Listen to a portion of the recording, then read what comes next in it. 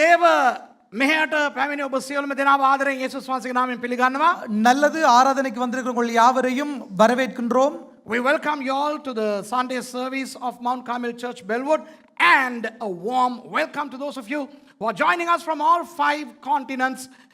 Welcome. Let's have fun today learning the word of God. මහද්වීප පහෙන්ම අපිත් සමග එක්වෙන්න අපගේ සහෝදර සහෝදරියන්ව අපි යේසුස් වහන්සේගේ නාමයෙන් පිළිගන්නවා. 5 கண்டங்களிலிருந்தும் எங்களோடு கூட முகம் கொடுக்கிற உங்கள் அனைவரையும் நாங்கள் வரவேற்கின்றோம். අද ප්‍රීතියෙන් විනෝදයෙන් දෙවියන් වහන්සේගේ වචනය අපි ඉගෙන ගන්න යනවා. இன்றைக்கு சந்தோஷமாக ஆனந்தமாக ஆண்டவருடைய வார்த்தையை கற்றுக்கொள்ள போகிறோம். දෙවි කෙනෙක් ඉන්නවා නම් ඇයි ඔයි මෙච්චර ප්‍රශ්න? ஒரு இறைவன் இருந்தால் ஏன் இவ்வளவு பிரச்சனை? If there is a God, why do we have so many problems in the world? දැන් මේක අපි අනන්තම අහන ප්‍රශ්නයක් නේද? இது நாங்கள் கேட்கிற ஒரு பிரச்சனை என்ன? This is a question that is posed quite frequently by people. මගේ දෙයනේ බොහෝ අය අපෙන් අපේ ඇදහිලිවන්තයින්ගෙන් ක්‍රිස්තියානි අයගෙන් මේ ප්‍රශ්නය අහනවා. நிறைய நபர்கள் எங்களுடைய கிறிஸ்தவர்களிடம் விசுவாசிகளிடம் இந்த கேள்வியை கேட்கின்றார்கள். Many Christians are posed by this question in the world. You know what they ask? ඒගොල්ලෝ අහන්නේ මොනවද දන්නවද? அவர்கள் என்ன தெரியுமா கேட்கிறார்கள்? අනේ යනවා යන්න තමුසුලාගේ දෙවියන් වහන්සේ ගැන කතා කරනවා නවත්තලා යනවා යන්න. ஐயோ சும்மா நிப்பாட்டிட்டு போங்க, உங்களோட ஆண்டவர் குறித்து பேசி கொண்டிருக்கீங்க. சரி மூடிக்கிட்டு போங்கன்னு வந்துச்சு தானே உனக்கு? அதுதான் சரி. You know, they say, shut up about your God. If there is a God, why corona? தெய்வம் என்று ஒன்று இருந்தால் ஏன் கொரோனா வந்தது? දෙවි කෙනෙක් හිටියොත් ඇයි කොරෝනා ආවේ? අන්න. දෙවි කෙනෙක් ඉන්නවා නම් ඇයි බෝම්බ පිපෙරෙන්නේ? ஒரு ஆண்டவர் இருந்தார், ஏன் குண்டு வெடிக்கிறது? ඇයි වසංගත? ஏன் பாதைகள் வருகிறது? ඇයි ළමයි මැරෙන්නේ? ஏன் பிள்ளைகள் சாகிறார்கள்? Why are there plagues? Why are there pandemics? Why are there accidents? Why are there explosions? And you know, just last week or the week previously, a pastor's daughter died in an accident in Colombo. දේවදාසයෙක්ගේ දුවෙක් අන්න විපතෙන් මිය ගියා මේ දවස් කිහිපයකට කලින් කොළඹ. ஒரு தேவனுடைய ஊழியனின் பெண் மகள் ஒரு ஆள் செத்து போனாங்க. විපத்துல செத்து ඉතින් අහනවා දෙවි කෙනෙක් ඉන්නවා නම් ඇයි ඒ වගේ වෙන්නේ? அப்ப கேக்குறாங்க, ஒரு ஆண்டவர் இருந்தா ஏன் இப்படி நடக்கிறது? මට කියන්න ඕගොල්ලෝ කී දෙනෙක් මේ ප්‍රශ්නේ ඕගොල්ලන්ගෙන් කවුරු හරි අහලා තියෙනවා? இப்ப எனக்கு நீங்க சொல்லுங்க, எத்தனை நபர்கள் உங்களிடத்துல இப்படிப்பட்ட கேள்விகளை கேட்டுக்கிறார்கள்? How many people have asked you this question? Okay, දැන් ඕක පිට මිනිස්සුනේ දෙවියන් වහන්සේව දන්නේ නැති අයනේ. இப்ப இந்த கேள்வியை கேக்குறவங்க ஆண்டவருக்கு தெரியாதவங்க, ரட்சிக்கப்படாதவங்க தானே? Okay, now this question is usually asked by atheists, agnostics and those who are not Christian. What about Christians? கிறிஸ்தியானி අය?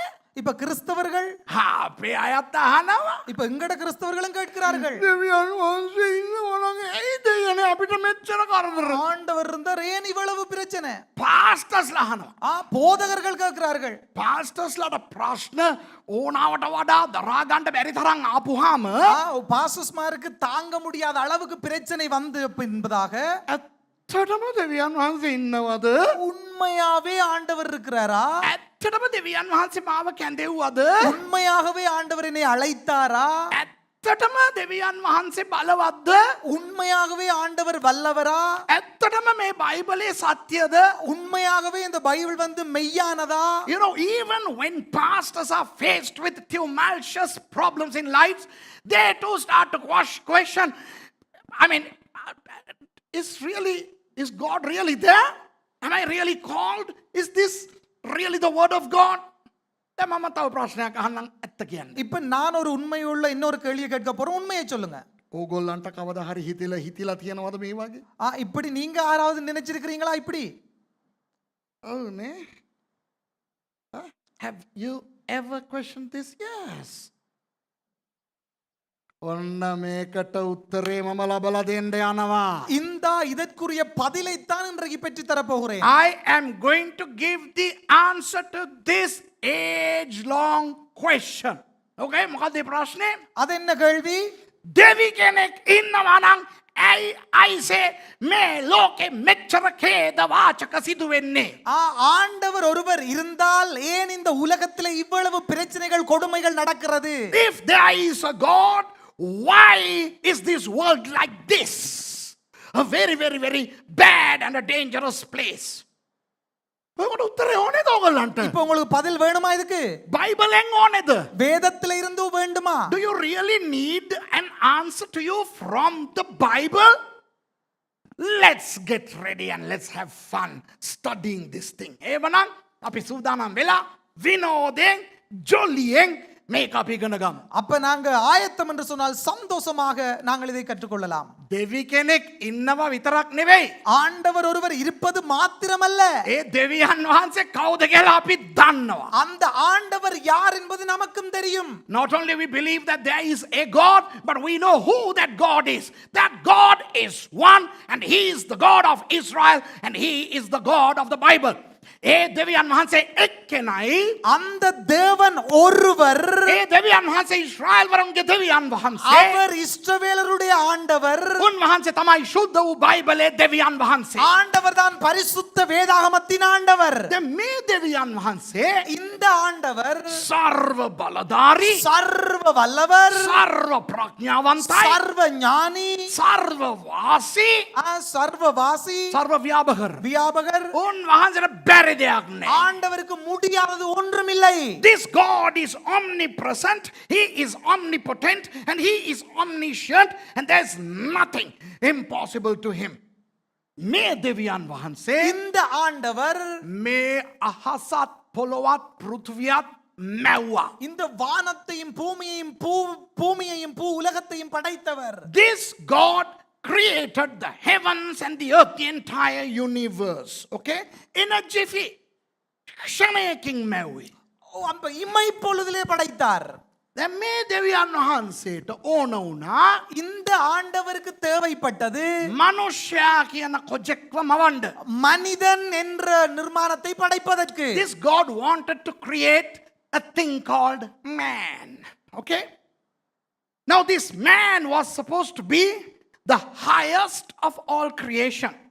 මේ සියලු මැවිල්ලේ ඉහළතම ස්ථානයේ මේ මනුෂ්‍යයා සිටිය යුතුයි කියලා දෙවියන් වහන්සේ අදහස් කරා. அனைத்து சிருஷ்டிகளிலும் இருந்து இந்த மனிதன் மேலோங்கி இருக்க வேண்டும் என்று விரும்பினார். ඒ නිසා ஆகவே දැන් ඕගොල්ලෝ நீங்கள் වැදගත් කාව හරි කෑමට අඬ ගැහුවා නම් மிக முக்கியமான ஒருவரை போஜனத்துக்கு அழைத்தால் එයා ආවායෙන් පස්සේ උයනවද නැත්තම් උයලා ලෑස්ති කරලා තියනවද එයා එනකොට කන්න? அவர் வந்த பின்பதாக சமைப்பீர்களா அல்லது அவர் வர முன்பதாகவே சமைச்சு ஆயத்தப்படுத்தி வைப்பீர்களா? If you invite a very important person for lunch, are you going to cook when that person is there already? Or would you prepare the meal beforehand and make it ready for the man to come and sup? අපේ අයියලා එහෙම නෙවෙයි. இப்ப எங்கட ஜானைகள் அப்படி இல்ல தானே. අඬ ගහපු එක්කන ආවයින් පස්සේ තමයි පිටිපස්සේ දොරෙන් කඩේට දුවන්නේ. கூப்பிட்டவர் அழைத்தவர் வந்த பிறகுதான் பின்பக்கத்தால கடைக்கு ஓடுவாங்க வாங்குறதுக்கு Some சாமான். of our people, you know, even after the guests arrive, only after that they go to the shop. මේ ගම්මිරිස් ටිකක් අඩුවිලා ගිල්ල කිනින්. அந்த மிளகா கொஞ்சம் குறைஞ்சிட்டு போய் வாங்கிட்டு வா. දැකලා තියෙනවා සමහර ගෙවල් වල අර කෑමට අඬ ගහපු කට්ටිය ඇවිල්ලා ඉඳගෙන ඉන්නවා. அப்ப சில வீட்டுல கண்டிருக்கிறீங்களா சாப்பாடு கலைத்தவர்கள் வந்து அங்க இருப்பாங்க. ගෙවල් වල ඉන්න එක එක අර දොරෙන් අරහෙට දුවනවා මෙහෙන් මෙහෙට දුවනවා අර කරපින්ච කොහෙද තිබ්බේ අහෝ අන්න අර ගොල්ල ඇවිල්ලා ඒක හොයපන් යෝධියේ. அந்த என்ன சொல்லுவாங்க இந்த ஒரு ஆள் இந்த பக்கம் ஓடு வரால் மற்ற அந்த பக்கம் ஐயோ அது அங்க வச்சு இது இங்க வச்சு அப்படியே பெரிய பிரச்சனையா இருக்கும் வீட்ல. Some of our people, you know, even long after the guests arrive, they still look for the karpincha, the curry leaves and stuff like that. එහෙම නෙවෙයි මං කියන්නේ පොදුවෙන් අපි වැදගත් ගාව හරි අඬ ගැහුවා නම් அதாவது அப்படி அல்ல நான் சொல்றது வந்து மிக முக்கியமான ஒருவரை சாப்பாடு கலைச்சா என்ன செய்வோம்? ඒගොල්ලෝ ආවයෙන් පස්සේ අපි උය ඉන්න එක එච්චර හොඳ නෑනේ නේ. அவர்கள் வந்த பின்பதாக நாங்க சமைச்சு கொண்டிருக்கிறது அவ்வளவு சரியில்லை தானே. When you invite some important visitor, it's not nice to go and cook when the person is there, because you have to sit and entertain that person, talk to the person. So the cooking should have been done previously. ඒ පුද්ගලයා ආවහම அந்த நபர் வந்த உடனே අපි එයාත් එක්ක කතා කරලා அவரோடு கூட நாங்க கதைச்சு එයාව පිළිගෙන ஏற்றுக்கொண்டு அவரை එහෙම ඒවා දේවල් කරන්න ඕනේ. මේ ආපු ගමන් එයා ඉඳ ගන්න අපි උයන්ඩ යනවා කියලා යාම එයා ඉස්සරහින් මට ඕක වෙලා තියෙනවා. அதாவது அழைத்த நபர் வந்தவுடன் நீங்க கொஞ்சம் இருங்க நாங்க போய் சமைச்சிட்டு வருவோம்னு சொல்லி சில பேர் சொல்லுவாங்க. இப்படி எனக்கு நடந்திருக்குது. මම ගිහිල්ලා ඉඳගෙන ඉන්නවා මොනවත් කරන්නේ නැහැ කවුරුත් ඉස්සරහට එන්නේ නැහැ ඇතුලේ මට ඇහෙනවා මම ඉතින් දන්න නොදන්න පාට් එක දාගෙන මම ඉස්සරහට වෙලා அப்ப நான் போய் முன்னுக்கு இருப்பேன், கதைக்கும் ஒருத்தர் இல்ல அப்படி சத்தம் கேட்டு கொண்டு இருக்கும் நமக்கு. sometimes it has happened to me, you know, they invite me and I go and nobody is there to talk to me, so I just, you know, sit idle waiting for those people and I can hear certain, you know, those things are happening, all this paraphernalia in the kitchen. You know, our God deemed humans as the most important of all creation. දැන් අපේ දෙවියන් වහන්සේ இப்ப நம்மட ஆண்டவர் මනුෂ්‍යව තමයි දුටුවේ ඒ මුළු මැවිල්ලෙම එකලම මැවිල්ල හැටියට. மனிதனைத்தான் எல்லா படைப்புகளிலும் மேலான படைப்பாக கண்டார். මොකද උන්වහන්සේ තමාගේ ස්වරූපයෙන් හා සමානත්වයෙන් මුකටියන්ව මැව්වේ නැහැ. அதாவது ஆண்டவர் தன்னுடைய சாயலும் ரூபமுமாக முயலை படைக்கவில்லை. You know, God did not create a mongoose. பரவாயில்ல இவருக்கு முக்கட்டியா முயல் பரவாயில்ல. You know, God did not create a mongoose or a crocodile in his own image and likeness. Okay? தேவ தூதேன்ව පවා උන්වහන්සේගේ සමානත්වයෙන් ස්වරූපයෙන් මැව්වේ නැහැ. தேவ தூதர்களை கூட ஆண்டவர் தன்னுடைய சாயலும் ரூபத்தின்படியும் படைக்கவில்லை. Even the angels were not created in God's image and likeness, but was man. Right? Hallelujah. නමුත් මනුෂ්‍යව දෙවියන් වහන්සේ මැව්වේ කොහොමද? ஆனால் மனிதனை படைத்தது எப்படி? උන්වහන්සේගේ සමානත්වයෙන් සහ උන්වහන්සේගේ ස්වරූපයෙන්. ஆண்டவருடைய சாயலும் ரூபமுமாக. ඒ නිසා තමයි මනුෂ්‍යව අන්තිමට මැව්වේ. ஆகவேதான் மனிதனை இறுதியாக படைத்தார். That's why God created man finally, so that by the time man is created, everything else that the man needs would be available. ඒ කියන්නේ මනුෂ්‍යව මවනකොට மனிதனை படைக்கும் போது ඌට අවශ්‍ය හැමදේම තියෙන්න ඕනේ. அதாவது அவனுக்கு தேவையான அனைத்தும் இருக்க வேண்டும். මනුෂ්‍යව මැව්වයින් පස්සේ மனிதனை படைத்த பின்பதாக මනුෂ්‍යයා කිව්වොත් ස්වාමීනි එතකොට මම මූණ හොදන්නේ. அப்ப மனிதன் சொன்ன ஆண்டவர் நான் முகங்கள் விறகு என்ன செய்யறது? පොඩ්ඩක් හිටපන්. කියලා හචක්කා බුචක්කා ජීබුම්බා අන්න වැවක්. அப்ப இந்த கொஞ்சம் இருந்த அஜக்கா புஜக்கா ஜீக்கு வந்து அப்பா අණ්ඩාසාගසම් අබුක්කා කුසුම් පිරන්දඩ සීසේ. Okay, you know, after God creates Adam, you know, Adam did not come and say, Lord, what about washing the face? I didn't know that because I don't wash my face. You know, I'm so holy. But anyway, here is a lake for you. Woof. ஆண்டவர் அப்படி செய்யவில்லை. අවසානයෙන් දෙවියන් වහන්සේ මැව්වේ මොකක්ද? இறுதியாக கடைசியாக ஆண்டவர் படைத்தது என்ன? මනුෂ්‍යව. மனிதன். So God created man as the last creation, prior to which he had created everything, and everything was perfect. மனுஷாව මමන්න කලින් උන්වහන්සේ අනිත් සියලුම දේ මැව්වා විතරක් නෙවෙයි. மனிதனை படைக்க முன்பதாக அனைத்தையும் படைத்து முடித்தது மாத்திரமல்ல, ඒ සියල්ලම අකුරට නියමයට සර්ව සම්පූර්ණව මවලා ඉවරයි. அனைத்தையும் எழுத்தின்படி ஒன்றும் பிசகாம பெர்ஃபெக்ட்டா படைத்தார். පෙරලා ගන්න උත්පත්ති 1ට. திருப்பிக் கொள்ளுங்கள் ஆதியாகமம் 1ஆம் அதிகாரம். Let's go to Genesis chapter 1 and let's read verse 26. 26 වෙනි පදය අපි බලමු. 26வது වசனத்தை பார்ப்போம். තවද දෙවියන් වහන්සේ අපගේ ස්වරූපයෙන් අපගේ සමානත්වය ලෙස මනුෂ්‍යයා සාදාම්හ. ඔව්හු මුහුදේ මත්ස්‍යයන් කෙරෙහිද ආකාශයේ පක්ෂීන් කෙරෙහිද තිරිසනුන් කෙරෙහිද මුළු පොළව කෙරෙහිද පොළව පිට බඩගා යන සියල්ලන් කෙරෙහිද ආණ්ඩු කෙරෙත්වයි කීසේක. பின்பு தேவன் நமது சாயலாகவும் நமது ரூபத்தின்படியேயும் மனுஷனை உண்டாக்குவோமாக. அவர்கள் சமுத்திரத்தின் மச்சங்களையும் ஆகாயத்து பறவைகளையும் மிருக ஜீவன்களையும் பூமி அனைத்தையும் பூமியின் மேல் ஊறும் சகல பிராணிகளையும் ஆள கடவர்கள் என்றார். And God said, let us make man in our image, after our likeness, and let them have dominion over the fish of the sea, and over the fowl of the air, and over the cattle, and over all the earth, and over every creeping thing that creepeth upon the earth. දෙවියන් වහන්සේ මනුෂ්‍යව මැව්වේ නිකම් පුරවැසියෙක් හැටියට නෙවෙයි. ஆண்டவர் மனிதனை படைத்தது ஒரு ஜீவவாசியாக அல்ல, ஒரு பிரஜையாக அல்ல. God did not create humans as mere citizens of the world. He created them as a king and a queen. That's why the Bible says to have dominion over everything.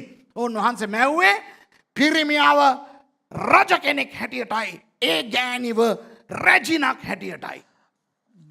Raja Rani அதாவது ஆண்டவர் ஒரு ஆணை படைத்தது ஒரு ராஜாவாக, ஒரு பெண்ணை படைத்தது ஒரு ராணியாக. තේරෙනවද මං කියන එක? විලංගුදාන දෙවියන් சொல்றது. වහන්සේ ඒ දෙන්නව මවලා කිව්වා ආයිසේ උඹලා දෙන්න හැම දෙයක්ම පාලනය කරපන්. ஆண்டவர் இருவரையும் படைத்து சொன்னார், நீங்கள் இருவரும் அனைத்தையும் ஆட்சி செய்யுங்கள். God created them, the humans, and said, you both rule everything. Now, what sort of a God is our God? A good one or a bad one? දැන් අපගේ දෙවියන් වහන්සේ යහපත් දෙවියන් වහන්සේද අයහපත් දෙවියන් වහන්සේද? இப்ப நம்மட ஆண்டவர் நல்ல ஆண்டவரா கெட்ட ஆண்டவரா? කියන්නලා. சொல்லுங்க. යහපත්. நல்லவர். He's a good God. එතකොට යහපත් නායකෙක් මොනවද කරන්නේ? அப்ப நல்ல ஒரு தலைவர் என்ன செய்வார்?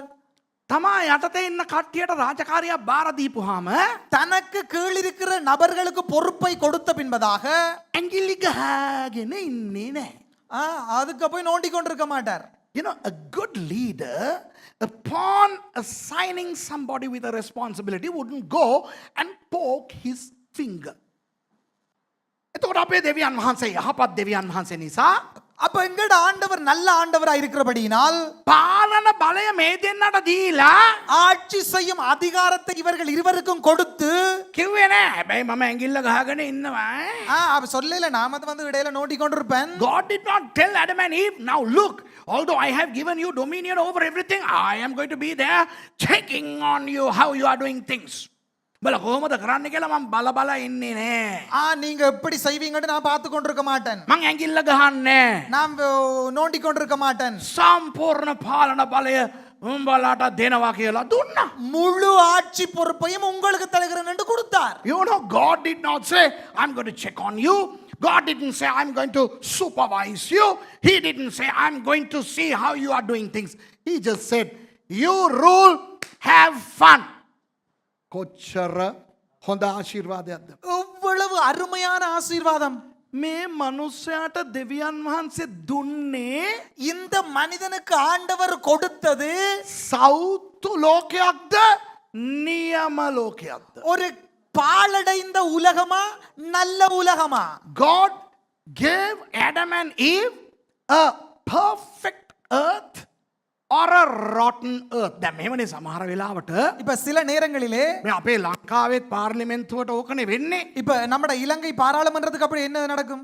මොකද කවුරු හරි පාලන බලයට ආපුවාම இப்போ ஒருவர் ஒரு அதிகாரத்துக்கு வந்த பின்பதாக ඒගොල්ලෝ කියයි මේ අපිට වැඩ කරන්න බැරි වුණේ ඇයි දන්නවද? இப்ப எங்களுக்கு வேலை செய்ய இயலாம போனது ஏன் தெரியுமா? අර අපිට කලින් හිටපුවෙන් කාලා වනසලා ගිය නිසා எங்களுக்கு முன்பா இருந்தவர் அதை கெடுத்துட்டு திண்டுட்டு போனபடினால ඒවා හරි ගස්සන්නම අපිට කාලේ හරි அதை திருத்துவதற்கே எங்களுக்கு காலம் சரி. අපිට ඕන කරන අර මැතිවරණ පොරොන්දු ටික හිටු කරගන්න අපිට බැරි වුණා කියලා කියනවා. ඉතින් මැතිවරු ඕකනේ කියන්නේ. எங்களுக்கு நிறைவேற்ற வேண்டிய பொறுப்புகள் எங்களுக்கு நிறைவேற்றாம இயலாம போகுதுன்னு சொல்லுவார்கள். You know, our parliamentarians, when they are set in authority, you know, they say, well, you know, we really came to achieve our election promises. But you know, the guys before us had ruined everything and we had to do a lot of repair work. Hence, we could not do what we promised to do. මං කියන එක හරිනේ? நான் சொல்றது சரிதானே? Is it true or not? ආදාම්ට ඒවටයි දෙවියන් වහන්සේ දුන්නේ. ஆதாமுக்கும் ஏவாளுக்கும் ஆண்டவர் கொடுத்தது හරි ගස්සන්න ඕන ලෝකයක් නෙවෙයි. திருத்த வேண்டிய ஒரு உலகம் அல்ல. හදන ලෝකයක් නෙවෙයි. அதாவது உருவாக்க வேண்டிய ஒரு உலகம் அல்ல. හදපු හරි ගස්සපු සර්ව සම්පූර්ණ නියම ලෝකයයි දෙවියන් වහන්සේ දුන්නේ. திருத்தப்பட்ட உருவாக்கப்பட்ட நல்ல ஒரு உலகத்தை தான் கொடுத்திருந்தார். You know, when God handed over the earth to Adam and Eve, the earth was perfect, need not any repair or amendments, anything. It was a perfect world. Let's read verse 28. We see අටපොඩ්ඩක් බලමුකෝ. 28ாம் வசனத்திற்கு பாப்போம். දෙවියන් වහන්සේ උන්ට ආශිර්වාද කළසේක. දෙවියන් වහන්සේ උන්ට කියනසේක් නුඹලා බෝවි වැඩි වෙමින් පොළොව පූර්ණ කොට ඒක යටත් කරගනි. මුහුදේ මක්ෂයන් කෙරෙහිද ආකාශයේ පක්ෂින් කෙරෙහිද පොළොව පිට හැසිරෙන සියලු සතුන් කෙරෙහිද ආධිපතිකම් කරාවියයි කීසේක. பின்பு தேவன் அவர்களை நோக்கி நீங்கள் பலுகி பெருகி பூமியை நிரப்பி அதை கீழ்ப்படுத்தி சமுத்திரத்தின் மச்சங்களையும் ஆகாயத்து பறவைகளையும் பூமியின் மேல் நடமாடுகிற சகல ஜீவ ஜந்துக்களையும் ஆண்டு கொள்ளுங்கள் என்று சொல்லி தேவன் அவர்களை ஆசீர்வதித்தார். And God blessed them and said unto them, Be fruitful and multiply and replenish the earth and subdue it and have dominion over the fish of the sea and over the fowl of the air and over every living thing that moveth upon the earth. තේරෙනවද දෙවියන් වහන්සේ ඒගොල්ලන්ට ඒක පැහැදිලිව කිව්වත් එක්ක. ஆண்டவர் அவர்களுக்கு அதை தெளிவாக சொன்னதோடு கூட You know, according to verse 28, God explicitly explained this to the humans. සමහරලාට මේ අපි යටතේ ඉන්න කට්ටිය වැඩේ හරියට කරන්නේ නැහැ. இப்ப எங்களுக்கு கீழே இருக்கிற சில பேர் வந்து சரியா வேலைகளை செய்ய மாட்டாங்க. එව්වාම කියනවා මට ඒක හරියට තේරුන්නේ නැහැ. පාස්ටර් මට කිව්වේ නෑනේ කියලා කියනවා. ஆஹா, எனக்கு இது சரியா விளங்கல, நீங்க பாச சொல்ல இல்ல தானே எனக்கு சரியா. Sometimes those who are under us don't do the work properly, and when asked they say, well, you were not very clear in saying what you said. Here God made it clear to them as to how they should rule. මෙතන දෙවියන් වහන්සේ ඒගොල්ලන්ට නියමයටම කියලා දුන්නා කොහොමද පාලනය කරන්න ඕනේ කියලා. இப்ப இந்த இடத்துல ஆண்டவர்களுக்கு தெளிவாக சொல்லியிருந்தார் எப்படி ஆட்சி செய்ய வேண்டும் என்பதை. අන්න කෑම ගැන උන්වහන්සේ ඊළඟ පදේ කියනවා. හොඳේ? அதுக்கு பிறகு சாப்பாட்டை குறித்து சொல்றாரு பாருங்க. Look how what he says about food in verse 29. 29. 29ஆம் வசனம். තවද දෙවියන් වහන්සේ බලව මුළු පොළොව තලෙහි ඇති බීජ දරන සියලු පලාද බීජ දරන පල ඇති සියලු වෘක්ෂයන්ද නුඹලට දුනිමි. එය නුඹලට ආහාර පිණිස වන්නේය. பின்பு தேவன் இதோ பூமியின் மேல் எங்கும் விதை தரும் சகலவித பூண்டுகளையும் விதை தரும் கனி மரங்களையும் ஆகிய சகலவித விருட்சங்களையும் உங்களுக்கு கொடுத்தேன், அவைகள் உங்களுக்கு ஆகாரமாயிருக்க கடவது. And God said, Behold, I have given you every herb bearing seed which is upon the face of all the earth, and every tree in the which is the fruit of the yielding seed, to you it shall be for meat. Hello මේ පදයට අනුව இப்ப இந்த வசனத்துக்கு இணங்க දෙවියන් වහන්සේ මිනිසුන්ට මස් කණ්ඩ කිව්වද? ஆண்டவர் மனிதனுக்கு இறைச்சியை சாப்பிட சொல்லி இருந்தாரா? නෑ. இல்லை. According to this verse, did God command man to eat meat? No. Man was commanded only to eat vegetables. Okay? Man was supposed to be a vegetarian. දෙවියන් වහන්සේ මනුෂ්‍යව මැව්වේ ஆண்டவர் மனிதனை படைத்தது එළවලු කන්නෙක් හැටියටයි. மரக்கறி சாப்பிடுகிறவர்களாகத்தான். මාළු මස් කණ්ඩ අනකරේ නැහැ. හොඳට අහගන්න. இறைச்சி மீன் சாப்பிடவர்களாய் படைக்கவில்லை. එතකොට සත්තු அப்ப விலங்குகள் උන් මොනවාද කන්නේ? அவர்கள் என்ன சாப்பிடும்? What would the animals eat? 30 කියවන්න. Verse 30. සියලු මුර්ගයන්ටත් ආකාශයේ සියලු පක්ෂීන්ටත් පොළොව පිට බඩගා යන පණ ඇති සියලු සතුන්ටත් ආහාර පිණිස සියලු නිල් පලා දුනිමි කීසේක. 30ஆம் வசனம். பூமியில் உள்ள சகல மிருக ஜீவன்களும் ஆகாயத்தில் உள்ள சகல பறவைகளும் பூமியின் மேல் ஊறும் பிராணிகள் எல்லாவற்றிற்கும் பசுமையான சகல பூண்டுகளையும் ஆகாரமாக கொடுத்தேன். And to every beast of the earth, and to every fowl of the air, and to everything that creepeth upon the earth, wherein there is life, I have given every green herb for meat, and it was so. Hello ඇහෙනවද? கேக்குதா உங்களுக்கு? මේ රාජාලියා ඉන්නවනේ රාජාලියා. இப்ப கழுகு இருக்குதானே? දැන් රාජාලියා මොනවද කන්නේ? இப்ப கழுகு என்ன உண்கிறது? වල් පොල් මල්. இப்ப பூ மரம் செடியை சாப்பிடுதா? නෑ. இல்லை. ඌ ජීවිතේට එළවලු කිසි දෙයක් කන්නේ නැහැ. அது தன்னுடைய வாழ்க்கையில ஒரு நாள் மரக்கறி சாப்பிட்டதில்லை. හැබැයි මේ පදයට අනුව ඌත් වල් පොල් මල් විතරයි කන්න පුළුවන්. இந்த வசனத்துக்கு இணங்க அதுவும் மரம் செடி பூக்களை தான் சாப்பிட வேண்டும். You know, eagle is not a herbivore. An eagle is a carnivore. But according to this verse, God must have created the eagle as a herbivore. What about a lion? What about a tiger? What about cheetahs? Singhain, kotin, me cheetah, diviyan. சிங்கம் பூனை கரடி அதுகள் பூனை இல்லடி, சிங்கம், புலி, வாழ்க்கை இது. அப்ப அவைகள் என்ன சாப்பிடுது? පුලි පසිත්තාලුම් පුල්ල තින්නාද පழමොලි. එකන කොටියට බඩගින්න ආවත් වූ වල්කන්නලු. ඒ තරං මේ එලවලෝට දුවේශ කරනවා. அப்ப புலி பசித்தாலும் புல்லை தின்னாது அப்படின்னு சொல்லுவாங்க. அவ்வளவுக்கு அது மரக்கறியை வெறுக்குது. These carnivores, they'll starve to death rather than eating herbs. එතකොට මේ මෙතන කියන බඩගාන සත්තු සර්පයෝ. அப்ப அந்த வயிற்றால் ஊரும் பிராணிகள். බඩගාන සතෙක් කියන්නේ ஊரும் பிராணிகள் சொல்லுங்க பாப்போம். සර්පයා. பாம்பு. Now how does it say? Creeping creature. Snake, for example. Have you seen snakes eating grass? තනකොළ කන සර්පය දැකලා තියෙනවද? புள்ளி சாப்பிடுற பாம்பை கண்டிருக்கிறீங்களா? අර බලන්න මේ ඩිස්කවරි එකේ Nat Geo Wild එකේ Animal Planet එකේ බලන්න. උන් ගෙම්බෝ කනවා, මීයෝ කනවා, සර්පයෝ අනිත් සර්පයෝ කනවා. இப்ப நீங்க டிஸ்கவரியில பாத்தீங்கன்னு சொன்னா பாம்பு பொக்கான தின்னும், அதை தின்னும், இதை தின்னும். பாம்பு மற்ற பாம்பையும் தின்னும். நீ நான் சொல்வதை ஒழுங்காய் சொல்லாவிட்டால் நான் உன்னை தின்னும். නේ මං කියන එක මෙයා හරියට කිව්වේ නැත්තම් මම මෙයාව කනවා. You know, when you look at a serpent doesn't eat grass. A serpent eats rodents, okay, other animals, and sometimes even other serpents. But according to this verse, God did not create that way.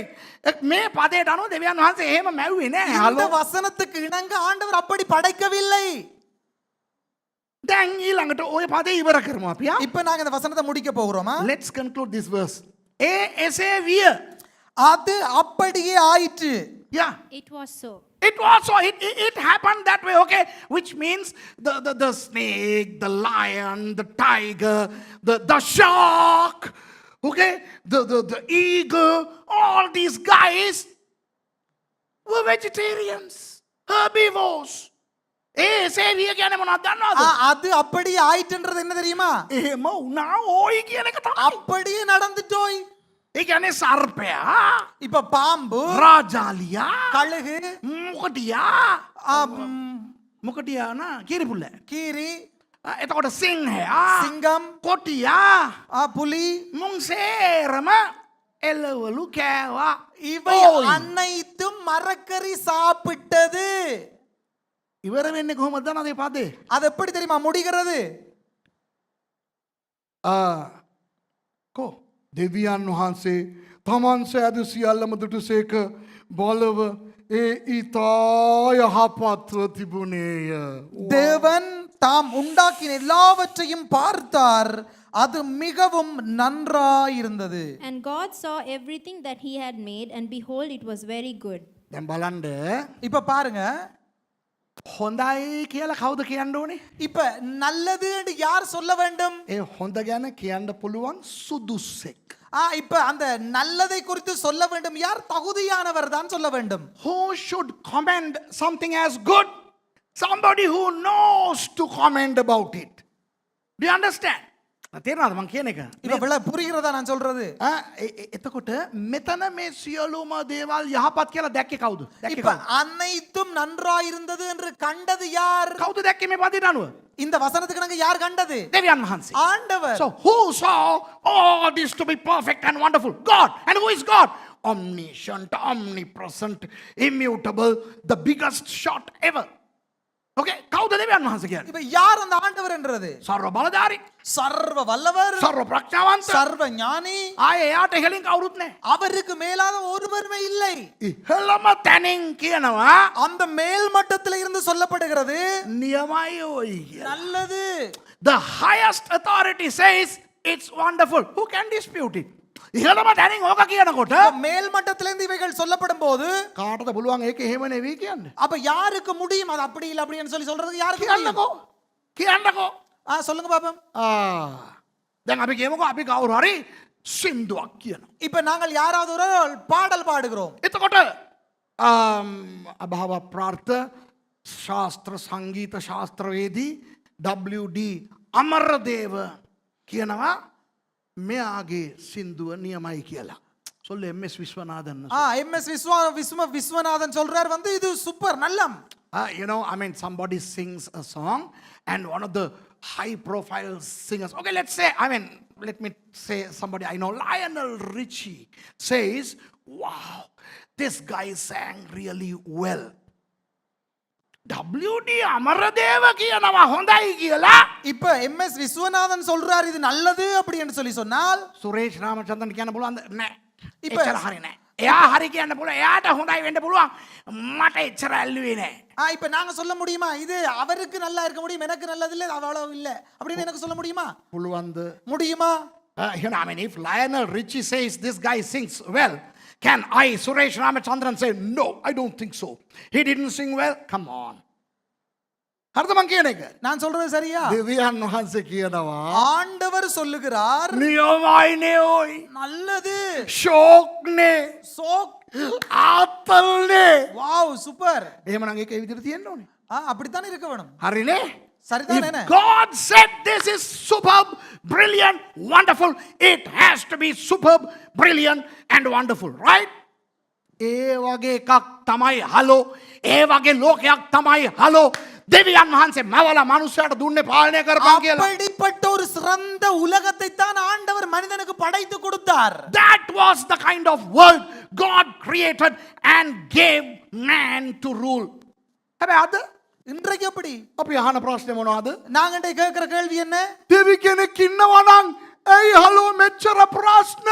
ஆண்டவர் இருந்தால் ஏன்களோ இவ்வளவு பிரச்சனை? දෙවි කෙනෙක් ඉන්නවා නම් ඇයි කුඩා ළමයි මැරෙන්නේ? ஆண்டவர் இருந்தால் ஏன் இந்த சிறுவர்கள் சாகுறார்கள்? දෙවි කෙනෙක් ඉන්නවා නම් ඇයි සුනාමි ආවේ? ஆண்டவர் இருந்தால் ஏன் சுனாமி வந்தது? දෙවි කෙනෙක් ආවා නම් ඉන්නවා නම් ඇයි විපතෙන් මිනිස්සු මැරෙන්නේ? ஆண்டவர் இருந்தால் ஏன் இந்த விபத்திலே மக்கள் சாகுறார்கள்? And today the world has come to a point where people are asking, if there is a God, why tsunami, why corona, why accidents, why volcanoes, why calamities? එහෙමනම් அப்படி என்றால் එදා ඒ විදියට මවලා දීපු ලෝකේ அன்றைக்கு அப்படி படைத்து கொடுக்கப்பட்ட இந்த உலகம் කවුදෝ කෑවා யாரோ திண்டுட்டானுகள். කාලා මේ තත්ත්වයට ගෙනාවා. அதாவது திண்டு இந்த நிலைமைக்கு கொண்டு வந்துட்டாங்க. කවුදෝකා? யார் அவன்? You know, somebody has destroyed the world to what it is now from the state it was when God said it's wonderful. Who is that culprit? கிறிஸ்தியானியாகிங்க ஹுவம கிறிஸ்தியானியாகியாய் இப்ப கிறிஸ்தவர்களிடத்துல கேட்ட உடனே கிறிஸ்தவர்கள் சொல்லுவார்கள் යක්ෂයා. பிசாசு. You know, if you ask this question from Christians, they are so prompt to say the devil. అవునే? அப்படிதானே? මම කියන්න කැමතියි. நான் சொல்ல விருப்பம் දෙවියන් වහන්සේ මනුස්සයාට පාලනය කරන්න දීපු එක ஆண்டவர் மனிதனுக்கு ஒப்பு கொடுத்ததை යක්ෂයාට අල්ලන්න දෙවියන් වහන්සේ දෙයිද? பிசாசுக்கு பிடிப்பதற்கு ஆண்டவர் கொடுக்க விடுவாரா? Now when God gave something to man to rule, would God allow the devil to come and destroy? කවුද අනාගත්තේ? யார் குழப்பிக் கொண்டது? අපි බයිබලෙන් බලමුද? நாங்க வேதத்திலிருந்தே பார்ப்போம். උත්පත්ති 6ට යන්නකෝ. ஆதியாகமம் 6ஆம் அதிகாரத்துக்கு செல்வோம். Go to Genesis chapter 6. Okay.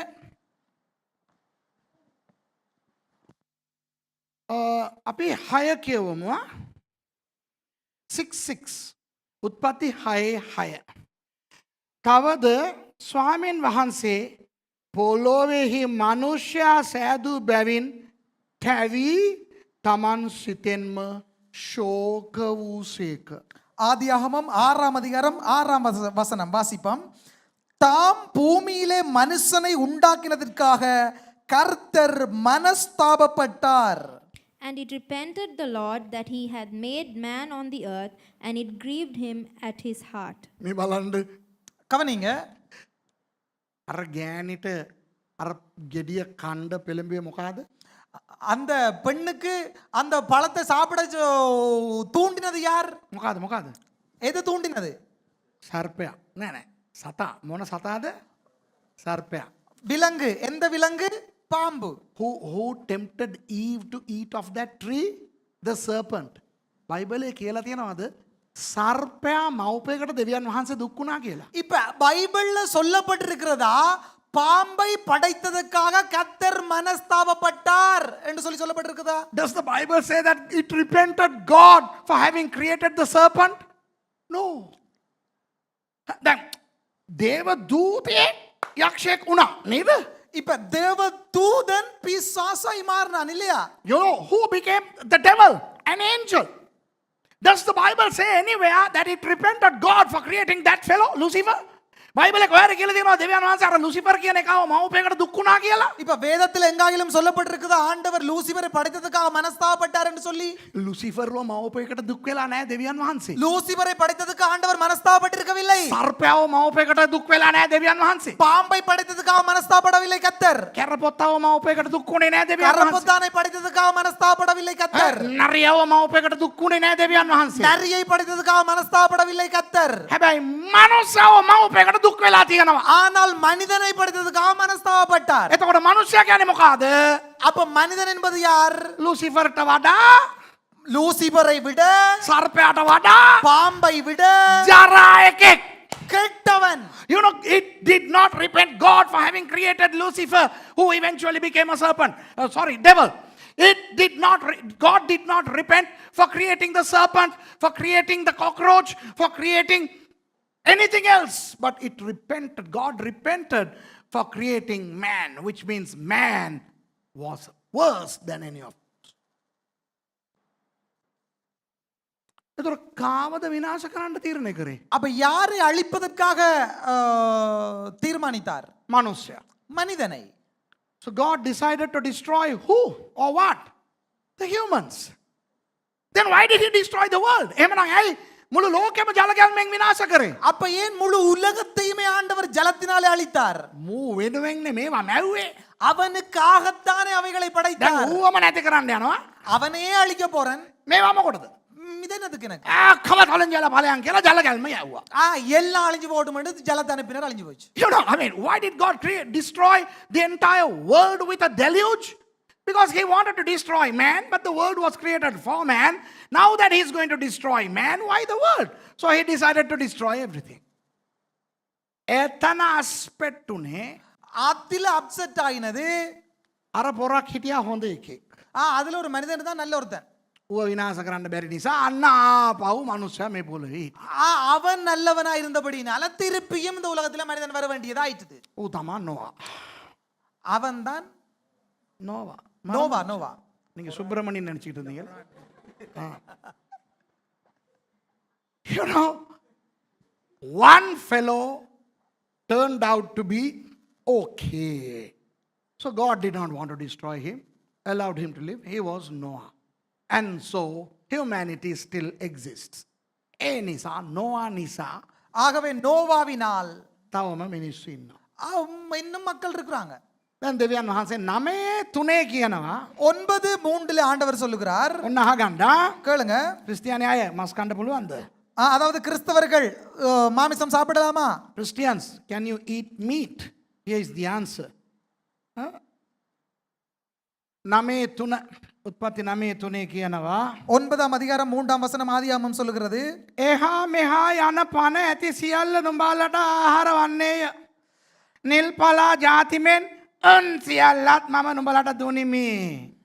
நடமாடுகிற ஜீவ ஜந்துக்கள் யாவும் உங்களுக்கு ஆகாரமாய் இருப்பதாக பசும் பூண்டுகளை உங்களுக்கு தந்தது போல அவைகள் எல்லாவற்றையும் உங்களுக்கு தந்தேன். 9:3 Every moving thing that liveth shall be meat for you, even as the green herb have I given you all things. දැන් තමයි දෙවියන් වහන්සේ කියන්නේ இப்பதான் ஆண்டவர் சொல்லுகிறார், අර සත්තුන්වත් කාපල්ලා බා.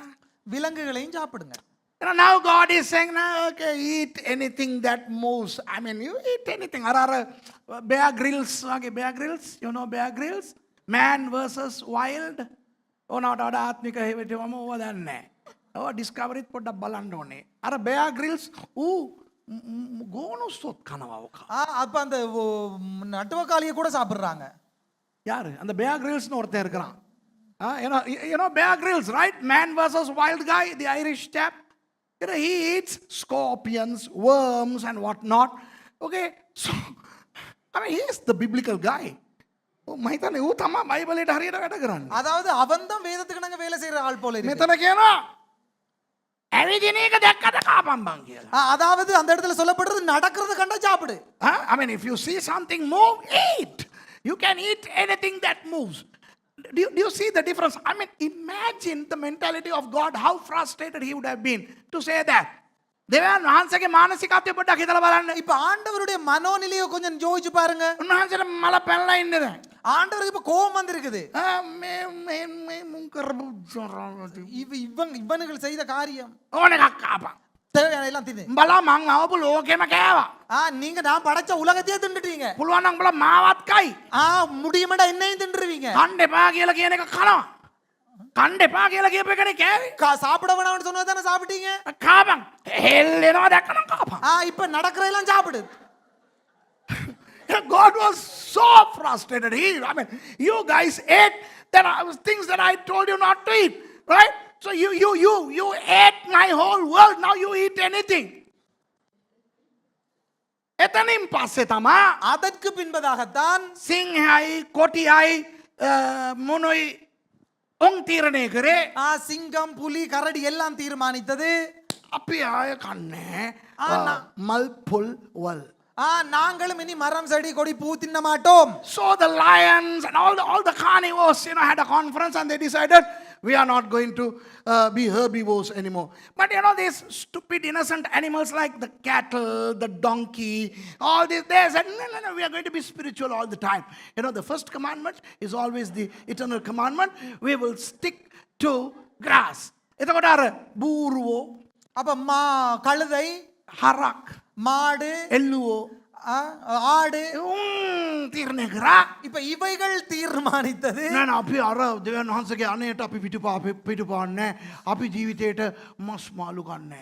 ஆண்டவர்களுக்கு முதலாவது அந்த கற்பனை நாங்க மீற மாட்டோம். நாங்கள் மீன் இறைச்சிகள் சாப்பிட மாட்டோம். ඉතින් ඒ කියන්නේ පාස්ටර් සුරේෂ් කියන්න හදන්නේ අර එළවලු කණෙවුන් බූරුවෝ හරක් அப்ப நான் சொல்றேன்னா அந்த மரக்கறிகள் சாப்பிடுறது மாடு ஆடு அப்படின்னு சொல்றேன்னா உனக்கு வெள்ளங்கள்னு நினைக்கிறேன் என்ன சொல்றேன். I'm trying to imply here that those who are vegetarians are like the cattle, the donkey, but the lion and the tiger type people, they eat meat. Let's not get into that. But I'm like a lion. நான் ஒரு சிங்கத்தை போல සතෙක් දීලා බලන්න කාලා පෙන්නන්න. எனக்கு ஒரு மிருகத்தை கொடுத்து பாருங்க திட்டு காட்டுறேன். I'm like a lion. Give me an animal and I'll show you how to eat it. Okay. Anyway, then දෙවියන් වහන්සේ මවපු ලස්සන ප්‍රශ්න රහිත ලෝකයේ அதாவது ஆண்டவர் படைத்த கேள்விகள் இல்லாத உலகத்திலே கேள்விகள் அல்ல பிரச்சனைகள் இல்லாத உலகத்திலே ඒ ලෝකේ වර්තමාන තත්වයට ගෙනාවේ යකත් නෙවෙයි මොකෙක්වත් නෙවෙයි මනුස්සයා. இந்த நிகழ்கால நிலைமைக்கு இந்த உலகத்தை கொண்டு வந்தது பிசாசு அல்ல மனிதன். It was not the devil who brought God's wonderful world to this pathetic state, but man. And why isn't God interfering? Because he is a gentleman. He doesn't interfere with what you are supposed to rule. ඇයි දෙවියන් වහන්සේ ඇඟිල්ල ගහන්නේ නැත්තේ? ஏன் ஆண்டவர் அதை நோண்ட போகவில்லை? මොකද උන්වහන්සේ පාලන බලය දීලා තියෙන්නේ මනුස්සයාට. ஏனென்றால் ஆண்டவர் ஆளும் அதிகாரத்தை கொடுத்திருக்கிறார் மனிதனுக்கு. අපි කාගත්තත් அதாவது நாங்கள் குழப்பிக் கொண்டால் திண்டு கொண்டாலும் උන්වහන්සේ ඇඟිලි ගහන්නේ නැහැ. ஆண்டவர் அதை நோண்ட போக மாட்டார். තේරෙනවද? விளங்குதா? එතකොට දෙවි කෙනෙක් ඉන්නවා නම් මෙහෙම වෙයිද? ஆண்டவர் வாழ்ந்தா இப்படி நடக்குமா? වෙනවා.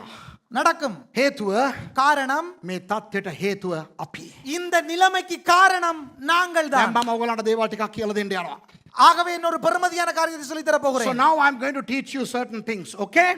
Now let's go to Genesis chapter 1 again.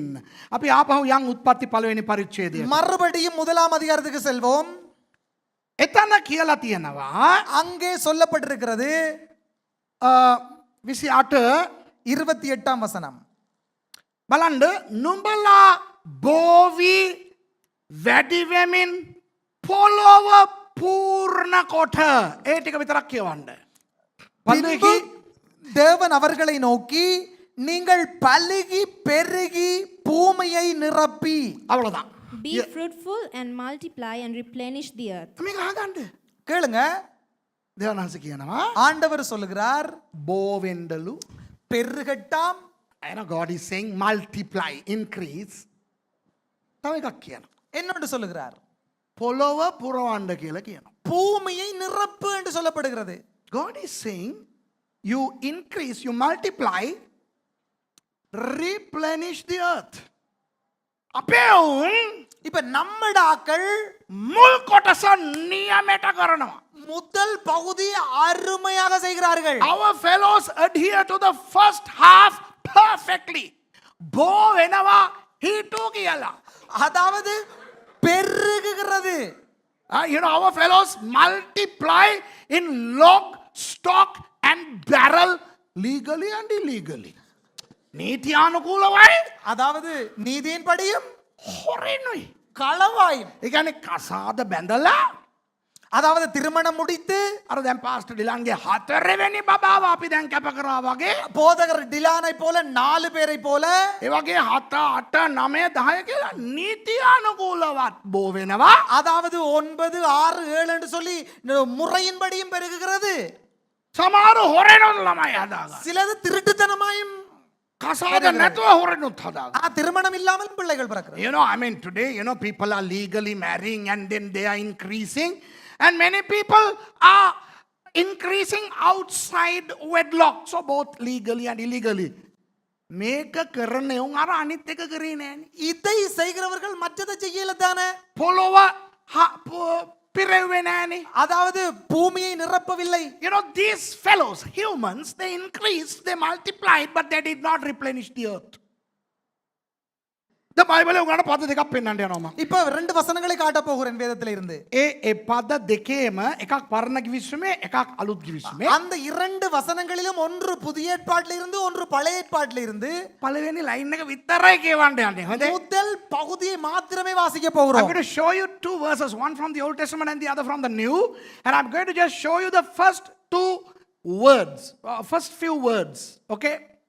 පළවෙනි කතන්දරේ முதலாவது கதையில අර දෙවියන් වහන්සේ මුළු ලෝකෙම විනාශ කරේ ජල ගැල්මෙන්. இப்ப ஆண்டவர் ஜலத்தினால முழு உலகத்தையும் அழித்தாரே. ඒ කේස් එකට හේතුව. அந்த காரியத்துக்கான காரணம். The first one is the reason for God destroying the entire earth. Okay, let's read Genesis chapter 6, verse 1, the first few lines of verse 6. උත්පත්ති 6 ஆதியாமம் 6ஆம் அதிகாரத்திலே පළවෙනි පදේ උඩ ලයින් එක විතරක් මෙන්න අහගන්න. තවද භූමිය මතුපිට මනුෂ්‍යයන් වැඩි වෙන්න පටන්ගෙන. එච්චරයි. அதாவது கவனிங்க, மேல் பகுதி மாத்திரம் மனுஷர் பூமியின் மேல் பெருக துவங்கி. අවලදා. යා. When man began to multiply on the face of the earth. එතකොට රත්තරන් ප්‍රශ්නේ පටන් ගත්තේ කවදද දෙයියා? அப்ப எப்ப பிரச்சனை ஆரம்பிச்சது? ராசாத்தி ராசாதி சொல்லு. ராசாதி எப்ப பிரச்சனை ஆரம்பிச்சது? எப்பம்மா பிரச்சனை தொடங்கிச்சு? கவர்தார Tell me, my sweetheart, when did the problem start? When people increased. මිනිස්සු බෝ වෙනකොට තමයිලු ප්‍රශ්නේ ආවේ. மனிதர்கள் பெருக ஆரம்பித்த போதுதான் பிரச்சனை வந்ததாம். හැබැයි මිනිස්සු බෝ වුණේ දෙවියන් වහන්සේ කියපු නිසානේ. அதாவது மனிதர்கள் பெருகிறது ஆண்டவர் சொன்னதால தானே. එතකොට දෙවියන් වහන්සේ කියපු එකක් කරලා ප්‍රශ්නේ එන්න පුළුවන්ද? அப்ப ஆண்டவர் சொன்னதை செய்யும் போது பிரச்சனை வரலாமா? When the problems came when they started to increase, and they increased because God told them to. So how can you experience problems when you listen to God?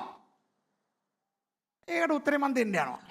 அப்ப எப்படி? නෑ ඒකට මම උත්තරේ දෙන්න அதுக்கு යනවා. நான் பதில் கொடுக்க போகிறேன். පොඩ්ඩක් ඉන්න. I'll give you the answer in a minute. Now let's go to the New Testament. අපි යන් අලුත් කිවිසුමට. இப்ப நாங்க புதிய ஏற்பாட்டுக்கு போக போகிறோம். අපි යමු සභාවට. இப்ப நாங்கள் செல்வோம் சபைக்கு. Let's go to the church, the first church. පළවෙනි සභාවට. முதலாவது சபைக்கு. ඉතින් පළවෙනි සභාවේ pastors ලා හිටියා. இப்ப முதலாவது சபையிலே போதகர்கள் இருந்தார்கள். කවුද මේ pastors ලා? யார் அந்த போதகர்கள்? යේසුස් වහන්සේගේ ගෝලයේ හැටියට හිටපු අයගෙන් 11 දෙනෙක්ම හිටියා. ஆண்டவர் இயேசுவினுடைய சீசர்களாய் இருந்த 11 நபர்கள் இருந்தார்கள். The 11 pastors of the first church were the disciples of Jesus. Now let's go to Acts chapter 6 and verse 1. ක්‍රියා 6 පළවෙනි පදේ අර පළවෙනි ලයින් එක බලමු. அப்போஸ்தலர் 6ஆம் அதிகாரம் முதலாம் வசனத்தை கவனிப்போம். ඒ දවස්වලදී ගෝලයන්ගේ ගණන වැඩි වෙන කල අම්මා ප්‍රශ්න පටන් ගත්තා. அந்நாட்களிலே சீசர்கள் பெருகின போது. හරි හරි කියවන්න. And in those days, when the number of the disciples was multiplied, church එකේ ප්‍රශ්න පටන් ගත්තේ சபையிலே பிரச்சனை ஆரம்பித்தது. ඒත් මිනිස්සු වැඩි වෙනකොට. அங்கேயும் மக்கள் பெருகின போது. Problems started in the church when Christians increased. Hello. ලෝකෙට ප්‍රශ්න ආවෙත් මිනිස්සු වැඩි වෙනකොට. உலக பிரச்சனை வந்தது மக்கள் பெருகின போது. පල්ලියට ප්‍රශ්න ආවෙත් මිනිස්සු වැඩි වෙනකොට. சபைக்கு பிரச்சனை வந்தது மக்கள் பெருகின போது. The world started experiencing problems when people increased, and the church started experiencing problems when the church increased. එතකොට අද ලෝකේ මේ වගේ ප්‍රශ්නවලට යන්න පළවෙනි හේතුව அப்ப இந்த உலகம் இப்படிப்பட்ட பிரச்சனைகளுக்கு கடந்து செல்வதற்கு முதலாவது காரணம் බෝවීම. பெருக்கம். So the first reason for the state of the world today is the increase of population. එතකොට ප්‍රශ්නයක් එනවා. அப்போ ஒரு கேள்வி வருகிறது. ඒක අසාධාරණයිනේ. இது ஒரு சாதாரணமான விஷயம் தான். දෙවියන් වහන්සේනේ හලෝ කිව්වේ බෝවියන් කියලා. ஆண்டவர் தானே சொன்னார் பெருகு அப்படின்னு ඉතින් சொல்லி. කියනවාද එහෙනම් කසාද බඳින්න නැතුව ඉන්න කියලා? அப்ப சொல்லி இருந்துச்சு தானே கல்யாணம் கட்டாம இருன்னு சொல்லி. නෑ නෑ ඔයගොල්ලෝ කියනවාද කසාද බඳින්න එපා කියලා? அப்ப நீங்க சொல்றீங்களா கல்யாணம் கட்ட வேணாம்னு? කසාද බැඳවත් ළමයි හදන්න එපා කියනවාද? அப்ப கல்யாணம் கட்டினாலும் பிள்ளைகளை பெற வேணாம்ன்றீங்களா? නෑ. இல்லை. So now this is very unfair because God said you increase and multiply. So are you going to say that we shouldn't get married, or if we get married we shouldn't have children? No, that's not fair. Wait, what about the remaining part of that command? දෙපාරක් දෙවියන් වහන්සේ ඔය දෙක කිව්වා. அதாவது 2 முறைகள் ஆண்டவர் இந்த சம்பவத்தை காரியத்தை சொன்னார். ආදම් මේවට කිව්වා ஆதாம் ஏவாளுக்கு சொன்னார் බෝවි පොළොව පුරවන්න කියලා. பெருகி பூமியை நிரப்பு என்று சொல்லி. Twice God told this, okay? Once to Adam and Eve, you increase, multiply and replenish the earth. The next he told Noah, you now increase, multiply and replenish the earth. Okay? ඊගාවට නෝවාට කිව්වා அதற்கு பின்பதாக நோவாவுக்கு சொன்னார் බෝවි පොළොව පුරවන්න කියලා. நீ பெருகி பூமியை நிரப்பு. අපේ උන් බෝ වෙනවා. எங்கடாக்கள் பெருகுறாங்க, පොළොව පුරවන්නේ. பூமியை நிரப்பவில்லை. You know, the first problem is overpopulation, overcrowding. Let me explain. මේක මං කියලා දෙන්න යනවා. කවුරුත් නිදා ගන්න එපා. இப்ப யாரும் தூங்க வேண்டாம், நித்திரை செய்யாதீங்க. நான் இதை சொல்லி தர போறேன். අපි බෝ වෙනවා. நாங்கள் பெருகுகிறோம், පොළොව පුරවන්නේ. பூமியை நிரப்பவில்லை. තවම ලෝකේ ඉඩ තියෙනවා මිනිස්සු ඉපදී ජීවත් වෙන්න. තවම තියෙනවා. இன்னும் உலகத்திலே இடம் இருக்கிறது மனிதன் பிறந்து வாழ்வதற்கு. You know, today there is ample room in the world for people to increase, multiply and live. හැබැයි මිනිස්සු මොනවද දන්නවද කරන්නේ? ஆனால் மனிதர்கள் என்ன தெரியுமா செய்கிறார்கள்? බෝ වෙලා பெருகி එක ගොඩේ ඉන්නවා. ஒரே இடத்துல இருக்கிறாங்க. එක ගොඩේ ඉන්නවා. ஒரே இடத்துல இருக்கிறாங்க. You know, when people increase, they are stuck in one place. මට වැඩි ඕකට යන්න කැමති නැහැ. ගොඩක් දේවල් තියෙන නිසා. இப்ப எனக்கு அதிகமா இதுக்கு போற விருப்பம் இல்ல, நிறைய காரியங்கள் I இருக்கிறபடினால. don't want to get deep, but just I'll remind you of the Babel Tower scenario. Haha. Okay, Babel කොත හදනකොට මතකද? இப்ப பாபேல் கோபுரத்தை கட்டும்போது உங்களுக்கு ஞாபகம் இருக்கா சம்பவம்? අපි එක තැනකට වෙලා ඉමු කියපේට තමයි දෙවනාසයල දුන්නේ ෂොට් එක. அதாவது நாங்கள் ஒரே இடத்துல இருப்போம் என்று அவங்க நினைச்சதுக்கு தான் கொடுத்தார் ஆண்டவர் ஒரு சொட்டு. They were explicitly disobeying God's command to replenish the earth. They wanted to stay in one place. God came and gave them a thundering slap. Okay, he destroyed, he confused the tongues. අර භාෂාවන් මේ ඔක්කොම විනාශ අවුල් කරලා දැන් මේකේ. மொழிகள் எல்லாம் விளங்காம புரிந்து கொள்ளாம பண்ணி விட்டார். දැන් ඔයගලන්ට මම කියන්න ඕනේ. இப்ப நான் உங்களுக்கு சொல்ல வேண்டும், අපි ලංකාවේ ඉන්නේ we are in Sri Lanka, right? කියන්න நாங்கள் අපි ලංකාවේ ඉන්නේ කියන්නේ. நாங்க இலங்கையில் இருக்கிறோம். දෙවියන් වහන්සේ මවපු ලෝකේ දැන් අද இப்ப ஆண்டவர் படைத்த இந்த உலகத்துல இப்ப එක්කෙනෙකුට ஒருவருக்கு කොච්චර ඉඩ තියෙනවද දන්නවද? எவ்வளவு இடம் இருக்கு தெரியுமா? මුළු ලෝකෙම එක්කෙනෙකුට අක්කර 16 බැගින් මේ පොළවේ ඉඩ තියෙනවා. ஒருவருக்கு 16.5 ஏக்கர் நிலம் இருக்கிறது. You know, God has created the world so big that inhabitable land on the earth makes it available for one person to live on 16.5 acres of land. ඔගලන්ට තේරෙනවද මං කියන එක? புரியுதா உங்களுக்கு நான் சொல்றது? අද ලෝකේ இன்றைக்கு இந்த உலகத்துல මිනිස්සු සේරම මිනිස්සුන්ට ජීවත් වෙන්න පුළුවන් තැන්වල හිටගත්තොත් அதாவது மக்கள் அனைவரும் வாழக்கூடிய இடங்களை நாங்கள் எடுத்தோம் என்று ඒ சொன்னால் කියන්නේ සහාරා කාන්තාරේ බෑනේ. அதாவது இப்ப சஹாரா பாலைவனத்துல முடியாது தானே? ආක්ටික් ඇන්ටාර්ක්ටික් වල බෑනේ අර ඔස්ට්‍රේලියාවේ තියෙන එක. இப்ப ஆர்டிக் அண்டார்டிக் கண்டத்துல முடியாது தானே? ඈ නේද? You know, people cannot live in the Sahara desert. They cannot live in Arctic and Antarctic. You know, I thought Antarctic was in Antarctica until Niroshi taught me that it's in Australia. Niroshi பெரியதா மට කියලා දුන්නා.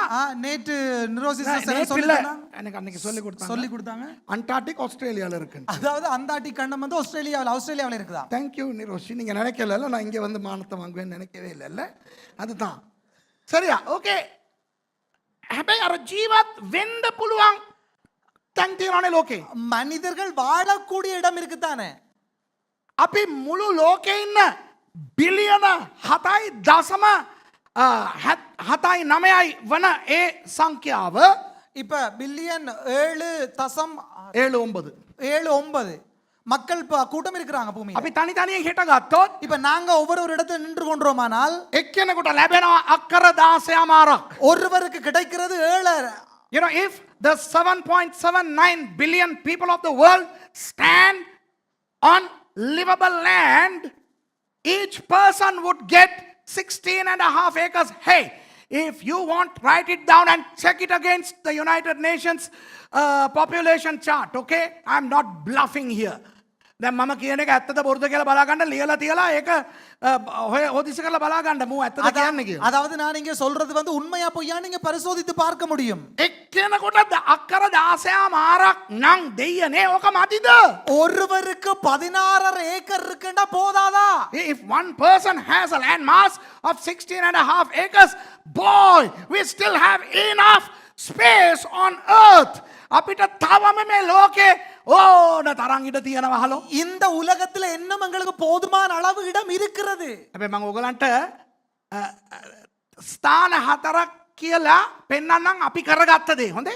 அதாவது நான் உங்களுக்கு 4 இடங்களை காட்ட போறோம் நாங்க என்ன செய்து கொண்டோம் என்று. Now I'm going to show you 4 places on earth and show you how we are living. Okay? දැන් අපි නුවර ගමු. නුවර කැන්ඩි. இப்ப நாங்க கண்டி எடுப்போம். නුවර එක්කෙනෙක් හිටගන්න පුළුවන් තැනක 312 දෙනෙක් ඉන්නවා. ඒකයි නුවර මහනුවර ටවුමේ ජනගහනය ඕකයි. இப்ப கண்டி டவுனை நாங்க எடுத்தோம்னு சொன்னா ஒருவர் நிக்கக்கூடிய இடத்துல 312 பேர் நிக்கிறாங்க. So if you take Kandy, our city, the city, 312 people are standing where one is supposed to stand. Hello? එතකොට அப்ப හිතන්න බලන්න. அப்ப யோசித்து பாருங்க. දැන් අපි කුකුළු හදනකොට இப்ப நாங்க கோழி නෑ කුකුළු එපා. இப்ப கோழி வேண்டாம். අපි මාළු හදන්න යනකොට කෝ පාස්ටර් මහේෂ් අපි මාළු හදන්න ගියා. இப்ப நாங்க மீன் வளர்க்க போனோம். තිලාපියා මාළු හදන්න ගියා. சிலாப்பி மீன் வந்து வளர்க்க போனோம். මල්ලම්මයි ජිල්ලම්මයි මමයි අපි ගියා මේකේ මාළු තිලාපියා 1000ක් 1500ක් දාමු කියලා. மல்லம்மாவும் ஜில்லம்மாவும் சேர்ந்து எவ்வளவு பாசு? மல்லம்மா பாஸ்டர் மகேஷ் நான் 3 பேரும் போய் அந்த மேலே உள்ள எங்களோட குளத்தில் மீன் வளர்க்குறதுக்கு தீர்மானிச்சு நாங்கள் தீர்மானித்தோம் ஒரு 1000 1500 போடுவோம். You know, Mallamma, myself and Pastor Mahesh, we went to our pond and we thought we are going to grow 1000 or 1500 tilapia fish. until the professional showed up. ඒකේ එක්ස්පර්ට් එක්කෙනා ආවා. இப்ப அந்த சிரேஷ்ட அதிகாரி வந்தார். එයයි අනිත් එක්කෙනා ඇවිල්ලා බල්ලා කිව්වා இப்ப அவரும் அந்த மற்றவரும் வந்து பார்த்து சொன்னாங்க, පාස්ටර් තිලාපියා මාළුවට මේ පැත්තෙන් මීටරයයි මේ පැත්තෙන් මීටරයයි ඕනේ. அதாவது அவர் சொன்னார், பாச சிலாபி மீனுக்கு இந்த பக்கம் 1 மீட்டர் இந்த பக்கம் 1 மீட்டர் வேணும். එහෙමනම් ඕකේ කියද්ද 100ක් 125ක් ඇති කරන්න පුළුවන්. அதாவது 100 அல்லது 120 மீன் வளர்க்கலாம் அப்படின்னு சொல்லி சொன்னார். You know, the expert came, examined our pond, and he said, no, Pastor Suresh, you can grow only about 100 or maximum 125. I was shocked to smithereens. What? I want to grow 1,000 at least. Mama holmanguna. මට ආත්මේ ප්‍රාණේ ශරීරයෙන් මාරුණා. මල්ලම්මගෙත් නේද? எனக்கு ஆவி ஆத்மா சரணம் எல்லாம் தலை சுத்தி மாறி போச்சுது. මට 1000ක් ඇති කරන්න ඕනේ. எனக்கு 1000 வளர்க்க வேணும். එයා 125 කියනවා. அவர் 125. ඇයි කියලා ඇහුවා. ஏன் அப்படின்னு சொல்லி கேட்டேன். එතකොට ඒගොල්ලෝ කියනවා அப்ப அவங்க சொல்றாங்க, ඌට හුස්ම ගන්න ඕනෙලු. அதுக்கு மூச்செடுக்க வேணும், ඌට අතපය දිගැරලා එහාට මෙහාට පීනන්න ඕනෙලු. அதுக்கு கை கால் அசைச்சு அங்கால இஞ்சால நீந்த வேணும். එතකොටලු ශාස්ත්‍රීක වන්නේ. அப்பத்தான் அது புஷ்டியாகும். So he's telling me that this fish needs enough oxygen, it needs enough swimming space for him to grow. මගේ දෙයනේ මාළුවටම එහෙමනම් මනුස්සයට. ஒரு மீனுக்கு அப்படி என்றால் மனிதனுக்கு, If it is so for a fish, what about us? 312 times more people live in Kandy than they should. නුවර ටවුමේ ජීවත් වෙන්න ඕන ප්‍රමාණයට වඩා 312 ගුණයක් ජීවත් වෙනවා. දෙයෝ සාක්කි. கண்டி டவுன்ல ஒருவர் வாழ வேண்டிய இடத்துல 312 பேர் வாழ்ந்தா என்ன நடக்கும்? ஐயோ கடவுளே. දෙවියන් වහන්සේ එකෙකුට ඕන ඔක්සිජන්, அதாவது ஒருவருக்கு தேவையான ஆக்சிஜன், එකෙකුට ඕන ඉඩ කඩ, அதாவது ஒருவருக்கு தேவையான இடப்பகுதி, එකෙකුට ඕන ආහාර, அதாவது ஒருவருக்கு தேவையான தண்ணி, ஆகாரனா ஆகாரம். தண்ணி. ஒரு சிங்களத்துல வாரதுக்கு ஒரு உம்மன்னா போட்டு அது தமிழ் ஆகிரும். ඊට පස්සේ එකෙකුට ඕන වතුර දෙනවා. ஒருவருக்கு தேவையான தண்ணி දෙනවා. கொடுக்கிறார். එකෙකුට මේක ඇති. இப்ப ஒருவருக்கு இவ்வளவு போதும். දැන් 312ක් මේක බොනවා. 312 பேர் இத குடுக்குறாங்க. You know, one fellow, this suffices to one fellow. In Kandy, 312 people want to drink this. අර එක කෑම පාසලේ 312ක් කණ්ඩ හදනවා. அந்த ஒரு பாத்திரத்துல 312 நபர்கள் பருக வேண்டி குடிக்க வேண்டி එකෙකුට අවශ්‍ය ඔක්සිජන් 312ක් උස්ම ගන්නවා. 312 பேருக்கு தேவையான ஆக்சிஜனை 312 பேர் வந்து மூச்சு எடுக்கறாங்க. දැන් දෙවියන් වහන්සේ මවල තියෙන ගස් කොළන් කොහොමද දන්නවද? இப்ப ஆண்டவர் படைத்திருக்கிற அந்த மரம் செடிகள் எப்படி தெரியுமா? එකෙක් එළියට දාන කාබන් ඩයොක්සයිඩ්, அதாவது ஒருவர் வெளியில போற கார்பன் ஆக்சைடு, ඒක ඒ ගස් ටික ඇතුළට අරගෙන அதாவது அது அந்த மரம் உட்கொண்டு ඌ ඔක්සිජන් දෙනවා. அது இப்ப ஆக்சிஜனை கொடுக்குது. You know, when one fellow exhales carbon dioxide, the plants breathe that, they inhale that and they exhale enough oxygen to one fellow. 312ක් carbon dioxide එළියට දානවා. இப்ப 312 பேர் கார்பன் டை ஆக்சைடை வெளியில போடுறாங்க. ගස් ටික හොල්මන් වෙනවා. இப்ப மரங்கள் எல்லாம் பதறி போகுது. So 312 folks exhale carbon dioxide and confuse the trees. ඌ ටිකක් අරගෙන ඔක්සිජන් ටිකක් දෙනවා. அது கொஞ்சம் எடுத்துக்கொண்டு திருப்பி ஆக்சிஜனை கொடுக்குது. ඒක එකෙකුටත් මදි 312කට ඒක ඕනේ. அது ஒரு ஆளுக்கே போதாது, 312 பேர் அதை சுவாசிக்க வேணும். So those trees supply one fellow's oxygen where 312 people are trying to inhale. මගේ දෙයනේ මුන්ට ලෙඩ හැදෙන්නේ නැතුව මොකක්ද ඇයිස හැදෙන්නේ? ஐயோ ஆண்டவர், இவங்களுக்கு நோய் வராம என்ன வரும்? දෙවියන් වහන්සේ ඉන්නවා නම් ஆண்டவர் இருந்தாரானால் ඇයි මට ලෙඩලු? ஏன் எனக்கு நோயாம்? යකෝ නුවර දාලා ගමකට ගිහිල්ලා ගමේ ජීවත් වෙන්න පටන් ගන්න. அதாவது கண்டியில இருக்கிற நீங்க போய் கிராமங்கள்ல வாழ்ந்து பாருங்க. බෑනේ. முடியாது தானே. එහෙනම් දෙවියන් වහන්සේටයි බනින්නේ. அப்ப ஏன் கடவுளை பேசுறீங்க? Now people are asking, if there is God, why this problem? පොඩෙන්න. கொஞ்சம் නුවරනේ. கண்டி தானே இது. කොළඹ කතාව කියන්නද? இப்ப கொழும்பு நிலைமை என்ன தெரியுமா? එකෙක් ඉන්න ඕන තැන කොළඹ. அதாவது ஒருவர் இருக்க வேண்டிய இடத்துல கொழும்புல 1375ක් ඉන්නවා. 1375 உனக்காகத்தான் நான் எழுதி கொண்டு வச்சிருக்கிறேன். அப்புறம் வந்து 1300 ஆயிரத்தின்னு ஆவியானவர் வெளிப்படுத்துற வரைக்கும் இருக்காது. நீ காலையில் போயிட்டு தமிழ் நான் என்னைக்கிட்ட நோட்ஸ் எழுதுனேன், உனக்காக தான் எழுதியிருக்கேன். You know, in Colombo, 1,375 people are standing where one person has to. சொல்லு 1375 பேர் கண்டு கொழும்புல நிக்கிறாங்க, ஒரு ஆள் நிக்க வேண்டிய இடத்துல. එතකොට මාර ජෝක් එක කියන්නේ නුවර හරි මේකට 312ක් පොර ගන්නවා. அதாவது இப்ப கண்டி சரி பரவாயில்ல, 300 இச்சோச்சாக்கள் 12 12 சரியா பேர் சொல்லு. குடிக்கிறாங்க. சொச்சத்துக்கு என்ன நாங்க என்ன பிசினஸா பண்றோம்? இந்த வச்சுக்க கையில இந்த ஓன் நோட்ஸ் அது.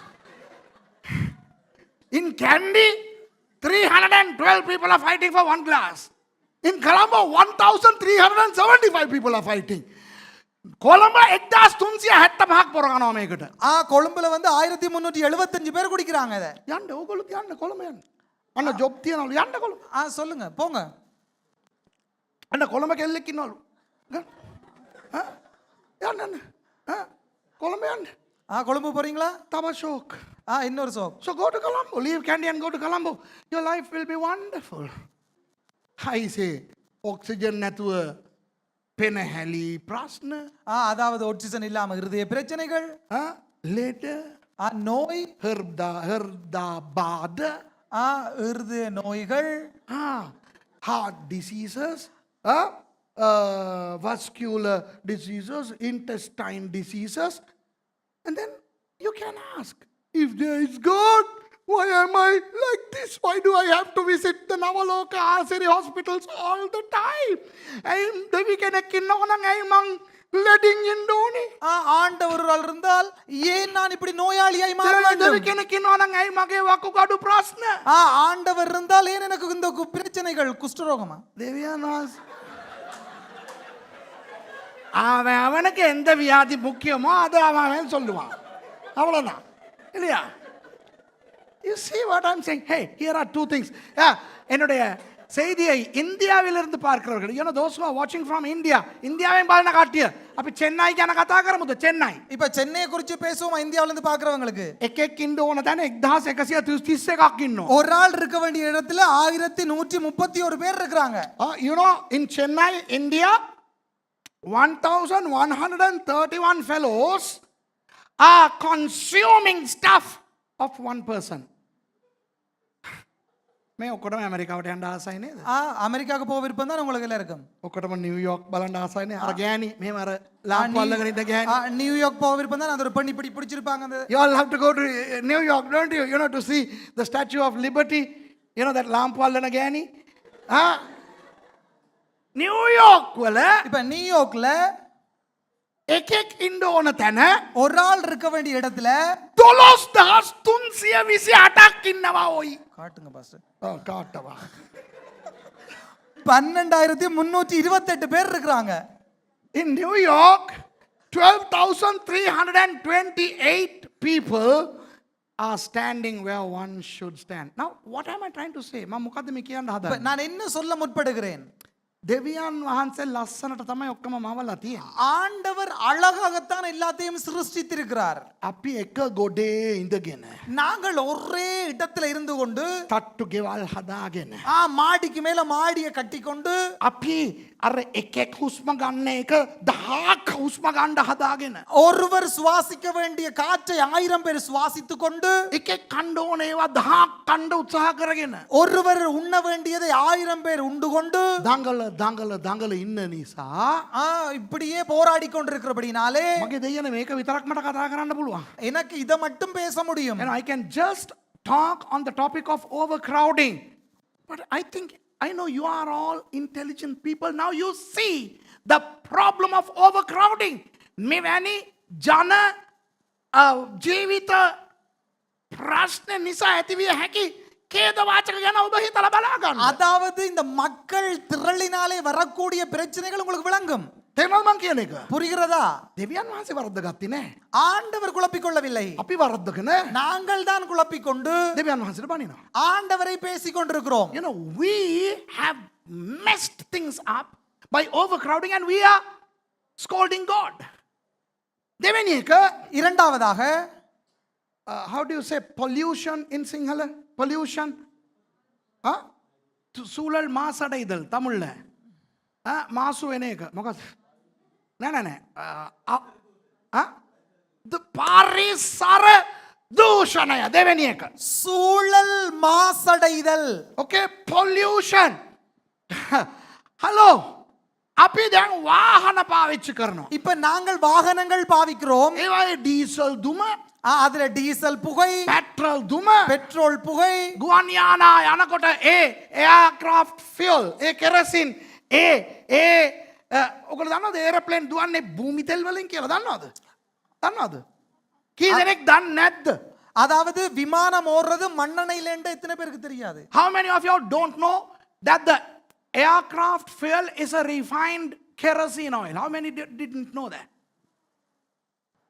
petrol නෙවෙයි ලාම්පු තෙල් කියන්නේ දුම් වැඩි අර ප්ලේන් යනකොට බලන්න ඉරි වගේ දිගට වැටෙනවා මොකද්ද අපද්‍රව්‍ය දුම அதாவது நல்லா கவனிங்க, விமானம் போகும்போது வெளியேற அந்த மண்ணெண்ணெயிலிருந்து வர்ற புகை இப்படி கோடா தெரியும், அது வந்து ஒரு அசுத்த வாயு. මොන තරම් දුම් අපි පිට කරනවද அப்ப நாங்க எவ்வளவு ஒரு அசுத்த வாயுவை வெளியேற்றுறோம். how much of emissions we are responsible for look at the vehicles outside ඔය එළිය නවත්තලා තියෙන වාහන බලන්න அதாவது வெளியில நிறுத்தப்பட்டிருக்க வாகனங்களை கவனிங்க. ඔය හැම වාහනයක්ම ස්ටාර්ට් කරනකොට මොකක්ද වෙන්නේ எல்லா வாகனத்தையும் ஸ்டார்ட் பண்ணும்போது என்ன நடக்கும்?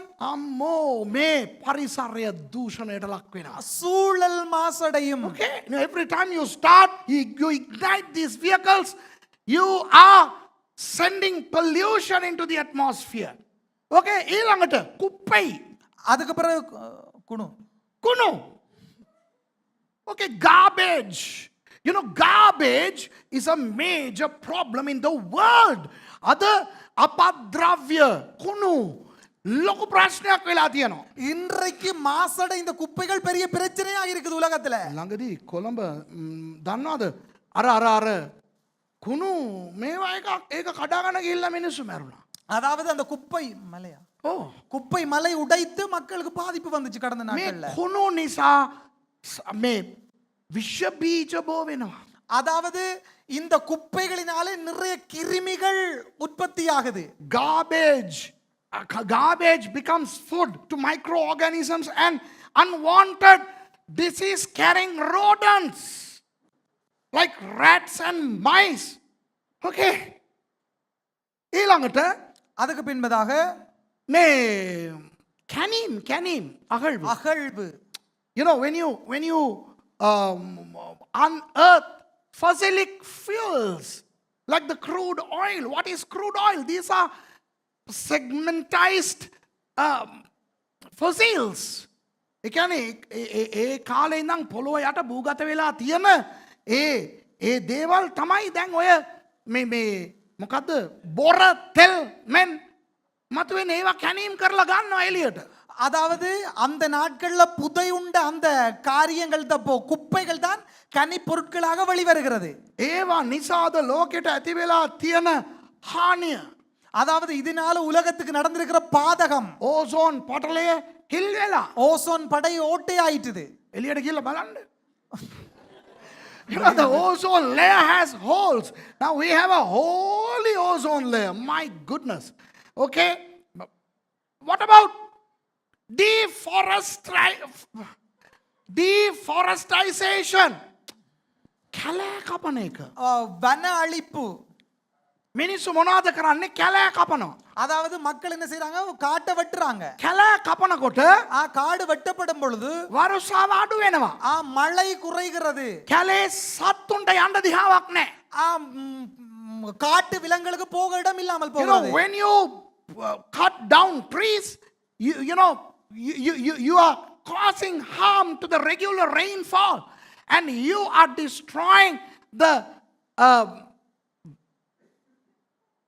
living space of animals and they are encroaching into where we are අපි උන්ගේ තැනට ගිහිල්ලා ගස් කපලා ගෙවල් හදාගෙන நாங்கள் அதுகளோட இடத்துக்கு போய் மரத்தை வெட்டினால் උන් ඇවිල්ලා ගහපුවාම அதுகள் வந்து அடித்த உடனே අපිට වන අලින්ගෙන් ආරක්ෂාව නැහැ. எங்களுக்கு வனஜீவிகள்கிட்ட இருந்து பாதுகாப்பு இல்லை. කැලෑ සත්තුන් අපිට පහර දෙන. උඹ එන්නේ කැලේට. அதாவது காட்டு விலங்குகள் எங்களுக்கு என்னது காட்டு விலங்குகள் எங்களுக்கு என்ன சொல்றது வன விலங்குகள் வந்து எங்களை தாக்குகின்றன, காட்டு யானைகள் வந்து எங்களை தாக்குகின்றன, எங்களை காப்பாற்றுங்கள் என்று ஓலமிடுகிறார்கள். நீ ஏன் காட்டுக்கு போனாய்? එතකොට කියනවා සුරේෂ් සුරේෂ් அப்ப சொல்றாங்க சுரேஷ் சுரேஷ் උඹ කියනවා නුවර කොළඹ ජීවත් වෙන්න එපා කියලා. நீங்க சொல்றீங்க கொழும்புல கண்டியில வாழ வேணாமண்டு, කැලේට අද යන්න එපා කියනවා. காட்டுக்கும் போக வேணாமன்றீங்க. කොහෙද බං යන්නේ අපි? அப்ப எங்க போறது நாங்க? මිත්‍රවරුනි අපිට යන්න තැනක් නැහැ. මිනිස්සු එහෙම කරලා ඉවරයි. சகோதரர்களே எங்களுக்கு போக இடமில்லை, மக்கள் அப்படி செய்து முடிந்தது. දෙවියන් වහන්සේට පනින්න එපා. இப்ப ஆண்டவரை பேச வேண்டாம். තේරෙනවද? now Suresh is saying don't live in Colombo, don't live in Kandy, and now Suresh is saying don't go and live in jungles. Where are we supposed to live? Hey, there is nothing we can do because that's how the world has become. Do you understand? දැන් එහෙම කියලා නුවර දාලා යන්නද? அப்ப கண்டியை விட்டுட்டு போகவா? කොළඹ දාලා යන්නද? கொழும்பை விட்டுட்டு போகவா? ಚೆನ್ನೈ දාලා යන්නද? சென்னையை விட்டுட்டு போகவா? I mean, can we get out of Kandy? Can we get out of Colombo? Can we get out of where we live? No. Why? The world has become what it has become.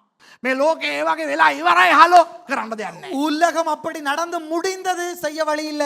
මම මේකට ප්‍රාතිහාරයක් නෙවෙයි ඔයගලන්ට කියලා දෙන්නේ. இப்ப நான் இதுக்கு ஒரு பிரத்யோகம் அல்ல, பிரத்யுபகாரம் அல்ல உங்களுக்கு நான் சொல்லி I தரேன். am not trying to teach you a remedy. I am just telling you why the world is like this. ඇයි මේ ලෝකෙ මෙහෙම තියෙන්නේ කියලායි මම කියලා දෙන්නේ. ஏன் இந்த உலகம் இப்படி இருக்கிறதுன்றதை தான் சொல்லி தருகிறேன். ඕකට විකල්පයක් මගෙන් අහන්න එපා. මම දන්නේ. இதற்கு ஒரு சிந்தனை என்னிடத்தில் கேட்காதீங்களா, எனக்கு தெரியாது.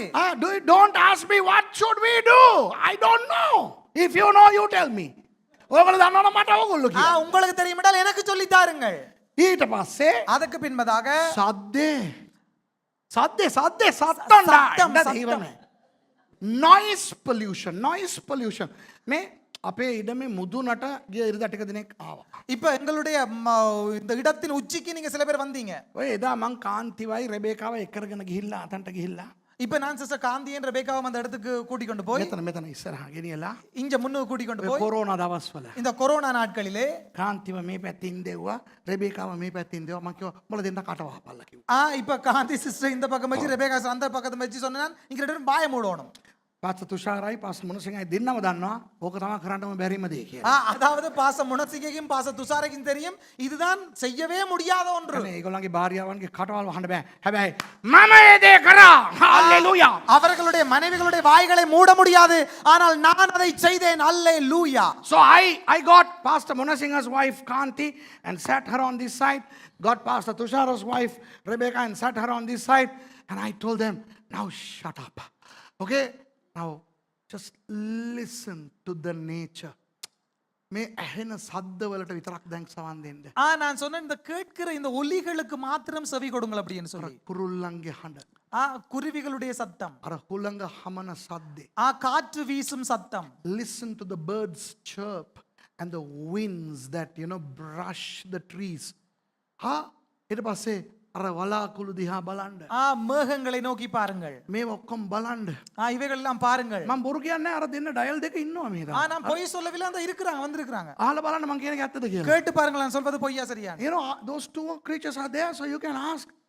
ඒ දෙන්න කියනවා அவங்க சொல்றாங்க, මේක කවදාවත් අපි දැක්කේ නෑනේ. இது நாங்க ஒரு நாளும் காணவில்லை. ඇත්තනේ? உண்மைதானே? உண்மைதானே?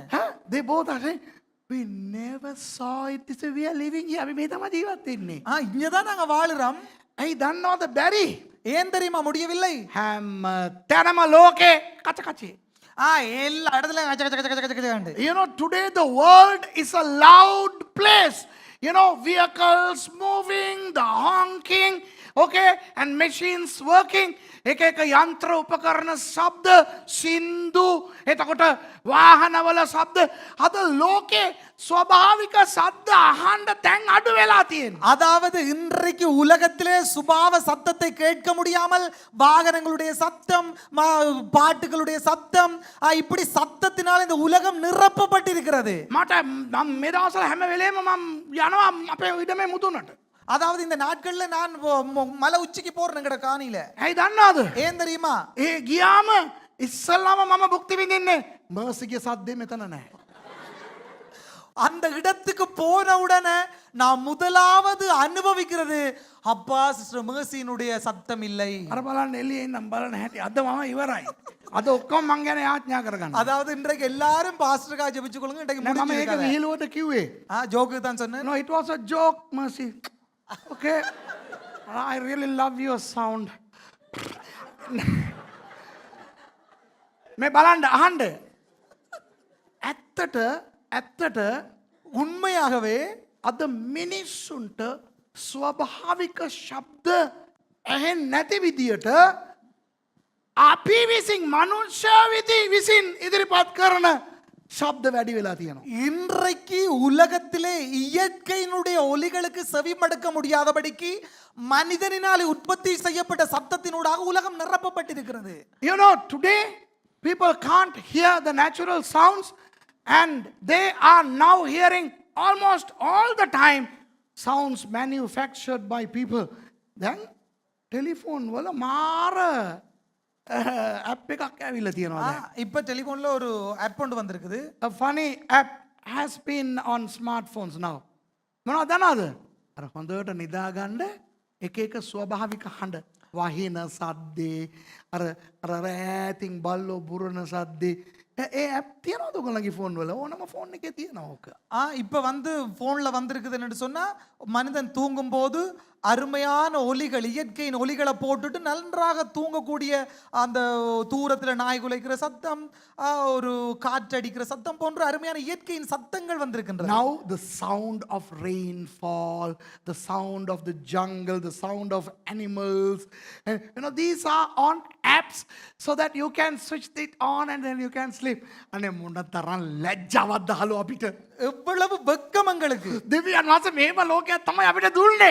ஆண்டவர் இப்படிப்பட்ட ஒரு உலகத்தை தான் வைத்திருந்தார். God gave us a beautiful world with those beautiful noises with which we can sleep peacefully. ඒ සද්ද ඇහෙනකොට අපිට හොඳට නිදා ගන්න පුළුවන්. அந்த சத்தங்களை கேட்டுக்கொண்டு நன்றாக உறங்க முடியும். දැන් අපි නිදා ගත්තම අර ගාලා මෝටරයක් කනවා මේ ටීවී එකේ අරු සින්දු කියනවා අර ඉස්සරහා ගෙදරේ මොකද්ද එකක් කරනවා. ඒ නිසා මේ ඇප් එක දාගෙන නිදා ගන්නවා මොන තරම් ලැජ්ජයිද. ඊට පස්සේ කියනවා දෙවි කෙනෙක් ඉන්නවා නම් ඇයි මට නිින්ද යන්නේ නැත්තේලු. இன்றைக்கு இந்த உலகத்துல என்ன நடந்திருக்குது? அங்கால டிவியில இது இஞ்சால ரேடியோல இது முன் வீட்டுல சண்டை. எப்ப என்ன நடந்திருக்கு? நாங்க போன்ல இந்த இயற்கையின் சத்தத்தை போட்டுட்டு தூங்க வேண்டிய ஒரு நிலைமைக்கு ஏற்படுத்தப்பட்டு விட்டோம். So sound pollution has overtaken us. So through the years we are not getting the soothing sensation that puts us to sleep, and now we are spending sleepless nights blaming God. කුෂිකර්ම, விவசாயம், agriculture. Because we are all living in one place. හැම කෙනාම එක තැන කොට ගහිලා නිසා எல்லாம் ஒரே இடத்துல குவிந்தபடியினால் එක තැනකට ගේන්න ඕනේ ඔක්කොම මේ එළවලු වර්ග. எல்லா மரக்கறிகளையும் ஒரே இடத்துக்கு கொண்டு வர வேண்டும். ඒ නිසා හෝල්සේල් ක්‍රමයට දැන් කැලෑ විනාශ කරලා ගොවිතැන් කරනවා. இப்ப என்ன செய்யறாங்கன்னு சொன்னா காட்டை அழித்து விவசாயம் செய்கிறார்கள். තේරෙනවද මං කියන එක? එතකොට you see now because people are living in one place, they need all the vegetables be brought to that place and they need mass production of vegetables. ඒ නිසා ஆகவே ඒ තැන්වල භෝග වැඩි කරන්න ඉඳා අම්මා පාවිච්චි කරන රසායන ද්‍රව්‍ය. அதாவது அந்த இடத்துல உற்பத்திகளை அதிகரிப்பதற்கு இந்த ரசாயன திரவியங்களை பயன்படுத்துகிறார்கள். In order to multiply the produce, they use chemicals that are harmful to us.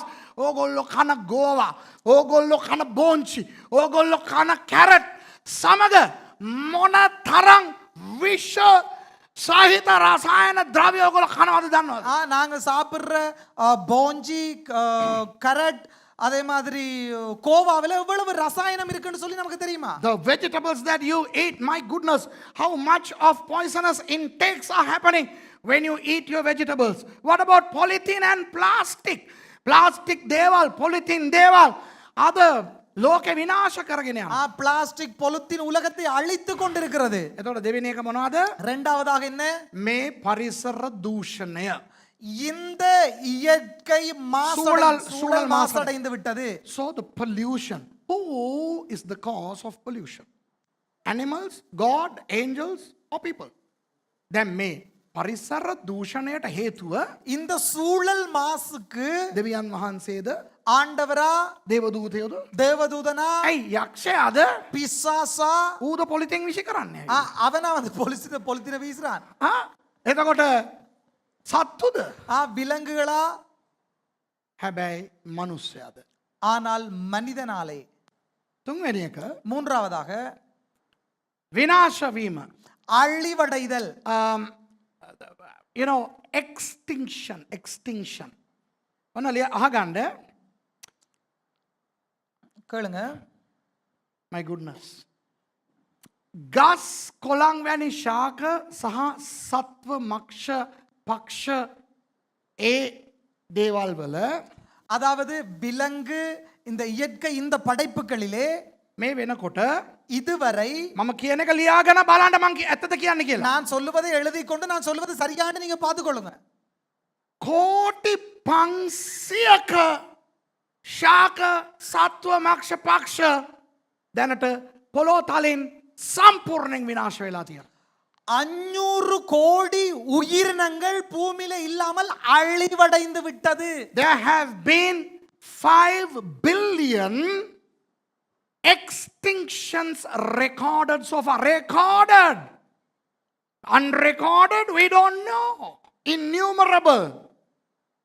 ඒ කියන්නේ කෝටි 500 කියන්නේ මේ අපි මේගොල්ලෝ සටහන් කරලා තියෙන ප්‍රමාණය. இவர்கள் பதிவு செய்த 500 கோடி. ඒ කියන්නේ කෝටි 500ක සත්තු නෙවෙයි ආ. அதாவது 500 கோடி விலங்குகள் அல்ல. දැන් බල්ලෝ කිව්වනම් බල්ලෝ කියන්නේ එකයි. බල්ලෝ ආය ඒක ඇල්සේෂන් වල්සේෂන් පොමරේරියන් හැම එකම. இப்ப நாய் என்று சொன்னால் அதுல பல வர்க்கங்கள் இருக்குது.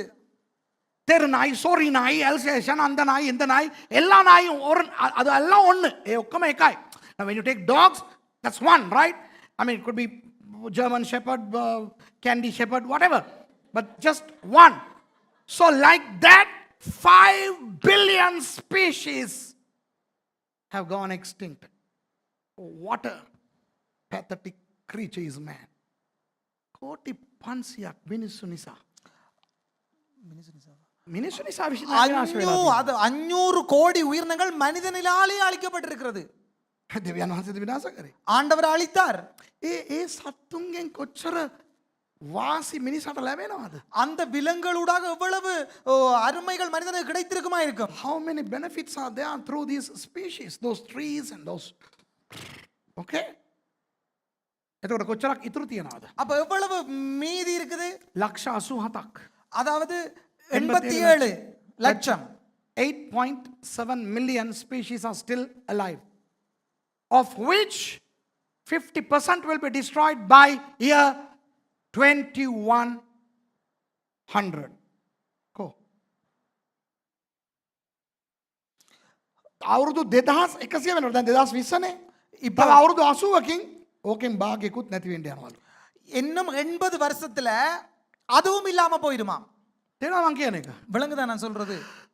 කාගේ මැවිල්ල කවුද දැන් නාස්ති කරන්නේ? யாருடைய படைப்புகளை யார் இப்பொழுது அழித்து கொண்டிருக்கிறது? ඇයි දෙවියන් වහන්සේට බානින්නේ? ஏன் ஆண்டவரை பேசுகிறோம்? Why are you scolding God when you have destroyed God's creation so hugely? ඔන්න පස්වෙනි එක. இந்த ஐந்தாவதாக නාස්ති කිරීම. விரயம். Okay? Number 5, maldistribution and waste. Okay? බොහෝ දේ තියෙනවා මට කියන්න. எனக்கு அதிகமான காரியங்கள் இருக்கு சொல்றதுக்கு. එක දෙයක් විතරක් කියන්න. ஒன்றே சொல்லுகிறேன். So many things are there for me to tell you, but here is something that I want to tell you. Write it down, okay? මේක ලියලා තියාගන්න. இதை எழுதி வைத்துக் கொள்ளுங்கள். දවසකට දැන් පොඩ්ඩක් ඉන්න. දෙවි කෙනෙක් ඉන්නවා නම් ஆண்டவர் இருந்தால் ඇයි බොහෝ ළමයි කණ්ඩ නැතුව මැරෙන්නේ?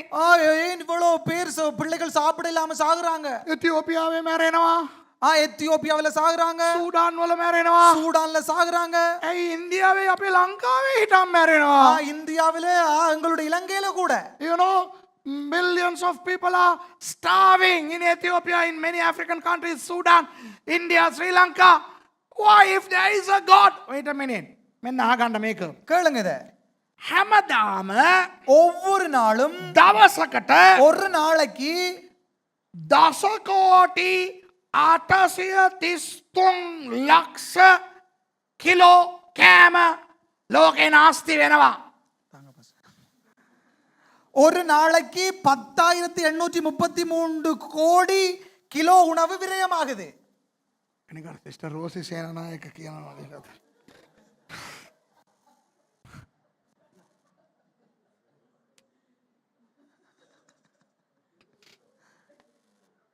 තේරෙනවද? එක දවසකට ஒரு நாளைக்கா? එක දවසකට ஒரு நாளைக்கு in one day ஒரு நாளைக்கு well let me say in English it's 1.3 billion tons a year. Tons, okay, so multiply it in 1000, okay, 1.3 billion tons of food is wasted every year in the world. That's huge, that's humongous. දවසකට ஒரு நாளைக்கு දසකෝටි 10 கோடி 833,000 833 கோடி kilo.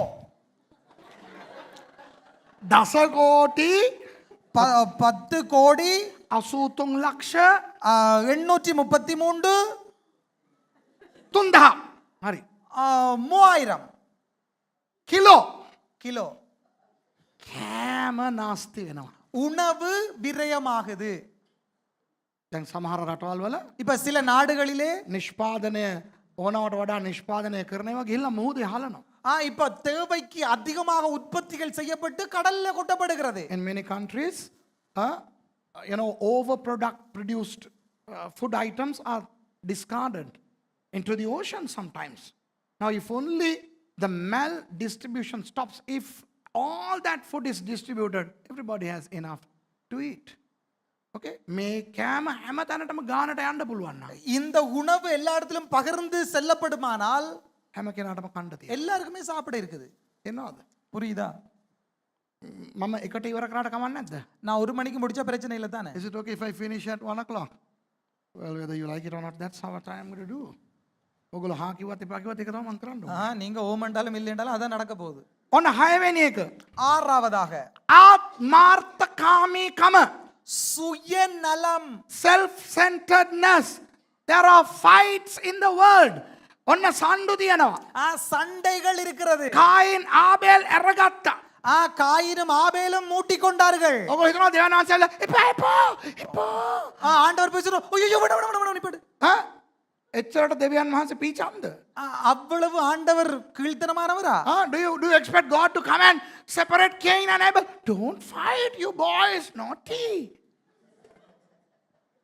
අපේ මිනිස්සු අරගන්නවනේ හදලා. அப்ப எங்கட ஆக்களை மூட்டிக் கொள்கிறார்கள். එක එක හේතු නිසා අරගන්න. ஒவ்வொரு காரியங்களினாலே යුද්ධ, யுத்தங்கள், wars, you know, First World War, Second World War, Cold War, and all these wars, and the subsequent depression, economical struggles, and single parenthood. My goodness, what about those things? Who initiates all those things? God? එතකොට යුද්ධ, ඒවයින් ඇති වෙන ඛේදවාචක, அப்ப யுத்தங்கள், அவைகளூடாக வரக்கூடிய பாதகங்கள், ඒවා ඔක්කොටම හේතු ආත්මාර්ථකාමීකම නෙවෙයිද? இப்ப இவைகளுக்கு காரணம் சுயநலம் இல்லையா? එතකොට මේ මිනිමැරුම්, மனித கொலைகள், murders, and what about earning? හම්බ කරන එක. சம்பாதிப்பது. ඔගොල්ලෝ අහලා තියෙනවද? நீங்க கேட்டிருக்கிறீங்களா? එක ප්‍රකෝටිපතියෙක් හරි, அதாவது ஒரு கோடிபதியாவது, ஒரு கோடீஸ்வரனாவது හැම කරපු ඇති බං මං හැම ව්‍යාපාරක්ම නවත්තලා දැන් මම එන්ජොයි කරන්න යනවා කියලා කියපු එක අහලා තියෙනවද? நான் எல்லா பிசினஸையும் நிப்பாட்டி போட்டு இப்ப என்ஜாய் பண்ண போறேன்னு எந்த கோடிபதியாவது சொல்லி இருக்கிறானா? Have you ever heard that one single billionaire in the world stopped earning and started spending?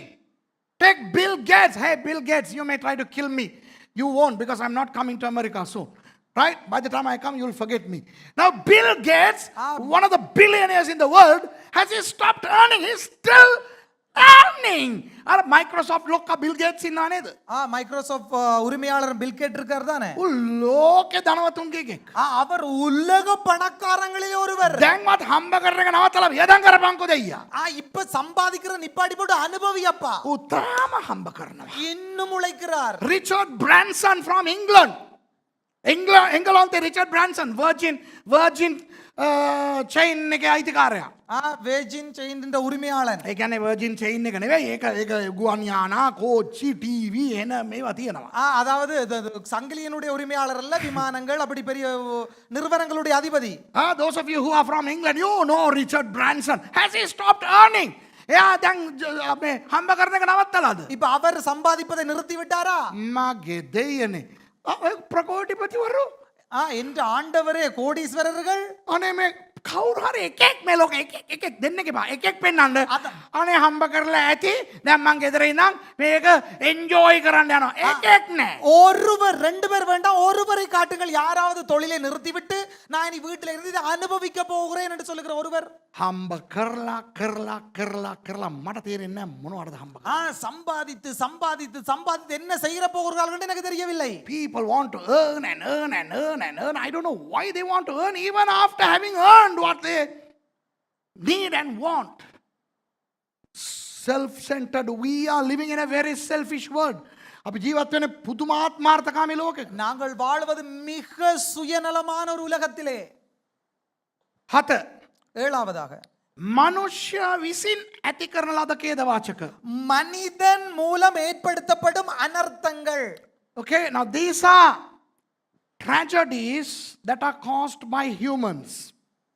කී දෙනෙකුට මතකද எத்தனை பேருக்கு ஞாபகம் இருக்கிறது ඉන්දියාවේ බෝපාල් කියන තැන 1984 ඇති වුණ ලීක් එක.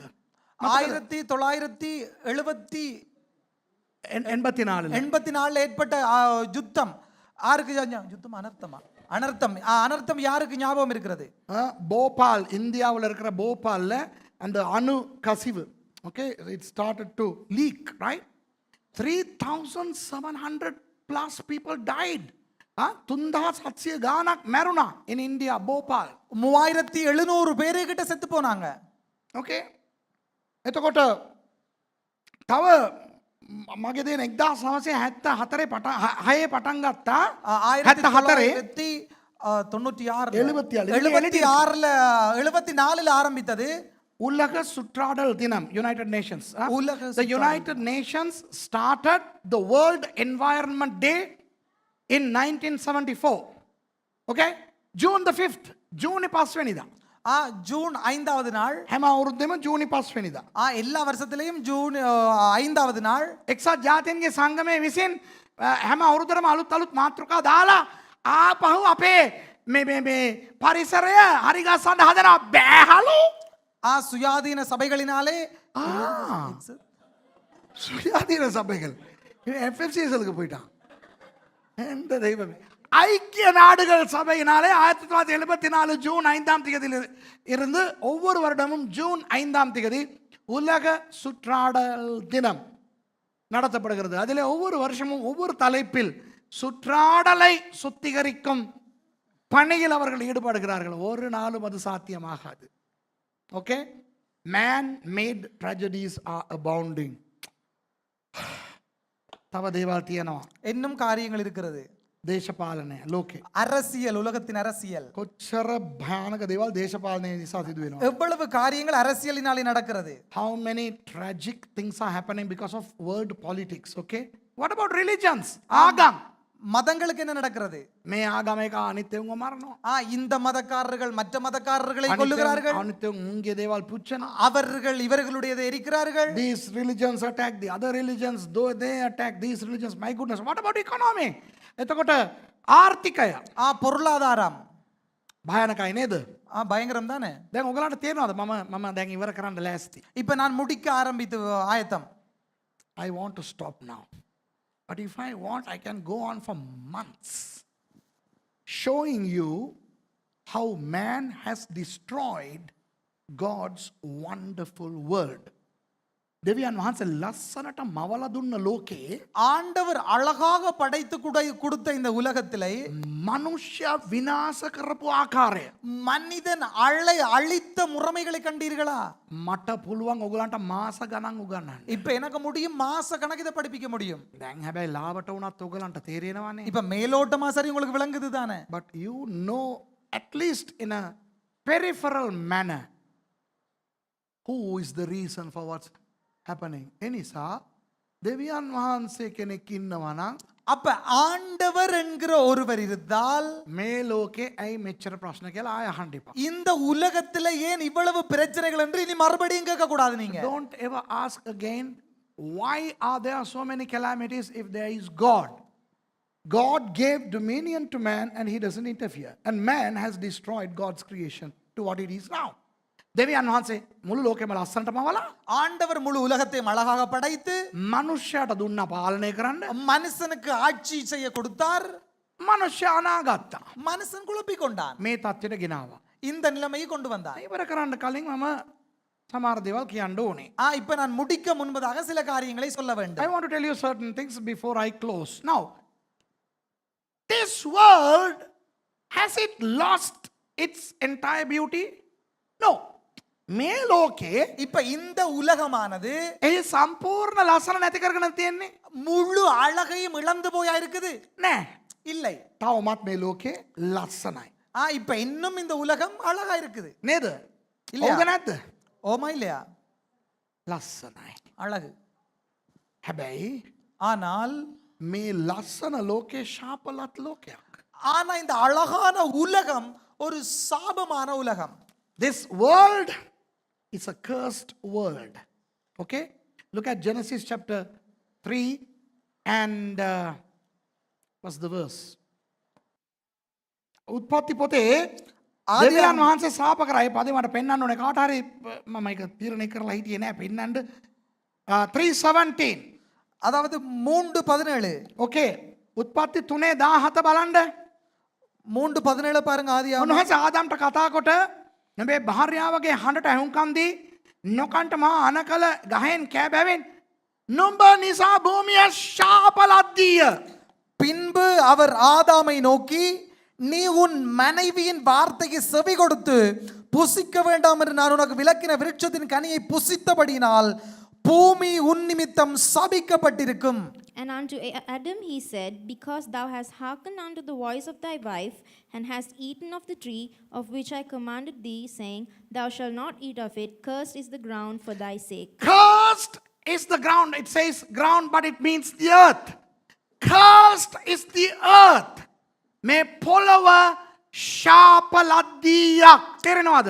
இந்த பூமி சபிக்கப்பட்டது. එතකොට මේ ශාපලත් මේ පොළවම තාම ලස්සනයි නම් ඒ ශාපෙට කලින් කොච්චර ලස්සනට තිබිලා ඇතිද? இந்த சபிக்கப்பட்ட இந்த பூமியே இவ்வளவு அழகென்றால் சபிக்கப்பட முன்பதாக எவ்வளவு அழகா இருந்திருக்கும். So if this cursed earth is so beautiful, how much more beautiful the world would have been before it was cursed. දැන් ක්‍රිස්තියානි අයට එක දෙයක් කියන්න. இப்ப கிறிஸ்தவர்களுக்கு ஒன்று சொல்லுகிறேன். Here is a message to the Christians. Are we immune to the problems of the world? මේ ලෝකයේ තිබෙන ප්‍රශ්නවලට இந்த உலகத்தில் இருக்கிற கேள்விகளுக்கு අපි නොගොදුරුයිද? අපි ගොදුරු වන්නේ නැද්ද? நாங்கள் முறுமுறுக்கிறது இல்லையா? இல்ல, நாங்கள் அதற்கு மாட்டிக்கொள்ள மாட்டோமா? පොඩ්ඩක් ඉන්න. கொஞ்சம் இருங்க. අපි ක්‍රිස්තියානි වුණත් நாங்கள் கிறிஸ்தவர்களா இருந்தாலும் ලෝකයා හුස්ම ගන්න ඔක්සිජන් තමයි අපිත් හුස්ම ගන්න. உலகத்தான் சுவாசிக்கிற ஆக்சிஜன் தான் நாங்களும் சுவாசிக்கிறோம். Even if we are Christians, we are going to breathe the same oxygen that the fellow outside is going to breathe. ඒ මනුස්සයාට තිබෙන ඒ දුම්, ඒ ශබ්ද, ඒ ප්‍රශ්න අර 312ට එකක් ඒ ඔක්කොම අපිටත් තියෙනවා. அதாவது அதே மக்களுக்கு இருக்கிற அந்த 312 அந்த பிரச்சனை அது நமக்கும் இருக்கிறது. So we Christians are also prone to all what the world is experiencing out there. ඒ නිසා ක්‍රිස්තියානි අයට කියන්නේ ஆகவே கிறிஸ்தவர்களுக்கு சொல்லுகிறது අපිටත් පිළිකා හැදෙයි. எங்களுக்கும் புற்றுநோய் வரும், අපිටත් හුස්ම හිර වෙයි, எங்களுக்கும் சுவாசம் இறுகும், අපිටත් ලෙඩ, எங்களுக்கு நோய், අපිටත් ප්‍රශ්න, எங்களுக்கும் பிரச்சனை, අපි අතරත් වලී, எங்கள் மத்தியிலும் சண்டை. ඒවා වෙනවා නිසැකයි. அது நடந்தே ஆகும், இது உறுதி. Christians, here is a message to you. Just like the people out there, you will also experience the turmoils, problems, all that. ක්‍රිස්තියානියායට විතරක් කොරෝනා හැදෙන්නේ නෙවෙයි. கிறிஸ்தவர்களுக்கு மட்டும் கொரோனா வராது, இல்லை. පාස්ටර්ස්ලත් කොරෝනා හැදලා මැරුණා. ஆ, පාස්ටර්ස්ලත් කොරෝනා හැදලා මැරුණා. பாஸ்டர்ஸ்மாரும் கொரோனா வந்து செத்து போனார்கள். Even Christians and some pastors died because of corona. Are you going to say they were sinners? පව් කරලා හිටියා කියලා කියනවා. அவர்கள் பாவம் செய்திருக்கிறார்கள் இருந்தார்கள் என்று சொல்லவா? නෑ නෑ. இல்லை இல்லை. අර මං කිව්වේ පාස්ටර් කෙනෙක්ගේ දුවෙක් විපතෙන් මිය ගියා කියලා. அப்ப நான் சொன்ன ஒரு போதகருடைய மகள் விபத்துல செத்து போனாங்கன்னு சொல்லி, දෙවියන් වහන්සේ විනිශ්චය කරලා ඒගොල්ලෝ මොකක් හරි රහස් පාප තිබිලා ඇති. එහෙමද? அந்த ஆண்டவர் நியாயந்திட்டார், பாத்துட்டீங்களா? அந்த ஏதாவது ரகசிய பாவம் இருந்திருக்குமா இருக்கும். You know, when something like that happens, you know, we are so quick to say maybe there was a secret sin, that's why they died. රහස් පාප තිබිලා ඇක්සිඩන්ට් වෙනවා නම් අපේ බස් එක මෙතනින් යනකොටම හැපිලා ඔක්කොම මැරෙන්න ඕන. ரகசிய பாவம் இருந்து விபத்துல சாவாங்கடா, நாங்க போகும்போது அவ்வளவு பேரும் ஆக்சிடென்ட்ல சாகணும். You know, if people perish because of secret sins, no sooner we embark from church, we all have to perish. ඉස්සලම මැරෙන්න ඕනේ. මම අර බයිසිකල් අරගෙන උඩ යනකොට අතනින් පෙරලෙන්න ඕනේ. முதலாவது சாக வேண்டியது நான் அதிலிருந்து இறங்கும் போது அதுலயே ஆக்சிடென்ட் ஆகி சாக வேண்டும். I have to die as soon as I get on that bike. You know, I mean, you know, don't try to be stupid. නිකන් මෝඩ වෙන්න එපා. முட்டாள் கதை வேண்டாம். නෑ, යේසුස් වහන්සේගේ නාමයෙන් අපිට සුවය දෙනවා. இல்ல, இயேசுவின் நாமத்தில் எங்களுக்கு சுகம் இருக்கிறது. ඉතින් කවුද කිව්වේ නෑ කියලා? யார் சொன்னது இல்லை என்று? Yes, we know that in the name of Jesus there is healing, but he is not going to heal everybody. හැම එකටම හැමදාම සුව කරගෙන ඉන්න යන්නේ නේ. ஒவ்வொரு நாளும் எல்லாருக்கும் சும்மா சுகப்படுத்தி கொண்டிருக்கிறதுல. එහෙමනම් අර අලුත් යේසුම හිටපෙවුන් තාම ඉන්නවා පණ පිටින්. අර අලුත් යේසුම හිටපෙවුන් උන් තාම ඉන්න බෑ. அதாவது புதிய ஏற்பாடுல இருந்து அவங்க இதுவரைக்கும் இருக்க வேண்டாமா இன்னும்? කවදා හරි උන් මැරුණානේ. அவங்க பாதர் நாள் செத்தாங்க தானே. Then all the New Testament people should be alive today. මරියත විත් ඉන්න ඕනේ නා. இல்லாட்டி மரியாளும் இருக்க வேண்டும் இதுவரைக்கும். ඇයි සුවය දීලා දීලා දීලා නේ. சுகத்தை கொடுத்து கொடுத்து கொடுத்து මොන පිස්සුද? இது என்ன பைத்தியம். සුවය තියනවා. சுகம் இருக்கிறது. හැමෝටම හැම වෙලාවෙම හැම දෙයකම සුවය නෑ, ඕනෙත් නෑ. அதாவது எல்லாருக்கும் எல்லா சமயத்திலும் சுகம் தேவையில்லை, தேவையில்லை. You know, we don't need healing all the time, all the people. But here is the good news with which I would like to close. හැබැයි මම අවසන් කරන්න කලින් මම දෙන්න ඕන සුභාරංචියක් දෙන්නම්. நான் முடிக்க முன்பதாக கொடுக்க வேண்டிய சுவிசேஷத்தை கொடுக்கிறேன். අපි සේරම මැරිලා යනවා නේද ස්වර්ගයට? இப்ப நாங்கள் எல்லாரும் மரித்து போவோம் தான பரலோகத்துக்கு. All of us will die and then make it to heaven, right? After that, God is going to create a new heaven and a new earth to us. උන්වහන්සේ අපිට අලුත් අහසකුයි අලුත් පොළොවකුයි මවන්න යනවා. நம்முடைய ஆண்டவர் நமக்காக புதிய வானத்தையும் பூமியையும் படைப்பார், சிருஷ்டிப்பார்.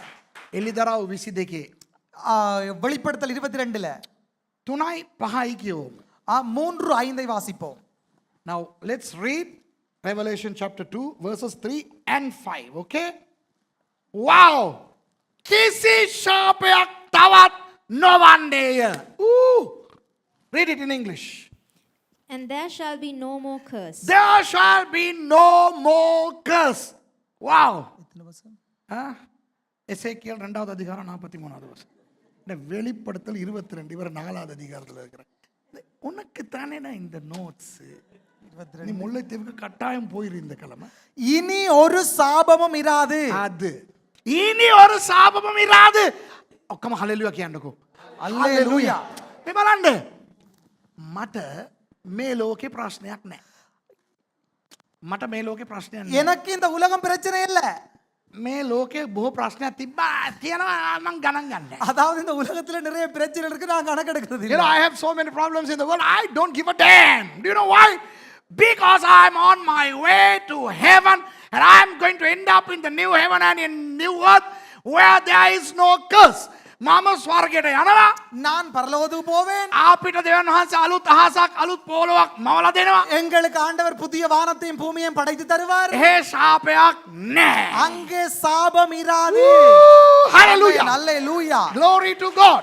Amen. එතකොට ඒක කියනවා சொல்லப்படுகிறது එහි දෙවියන් වහන්සේගේද බැටලු පැටවානන්ගේද සිංහාසනය වන්නේය.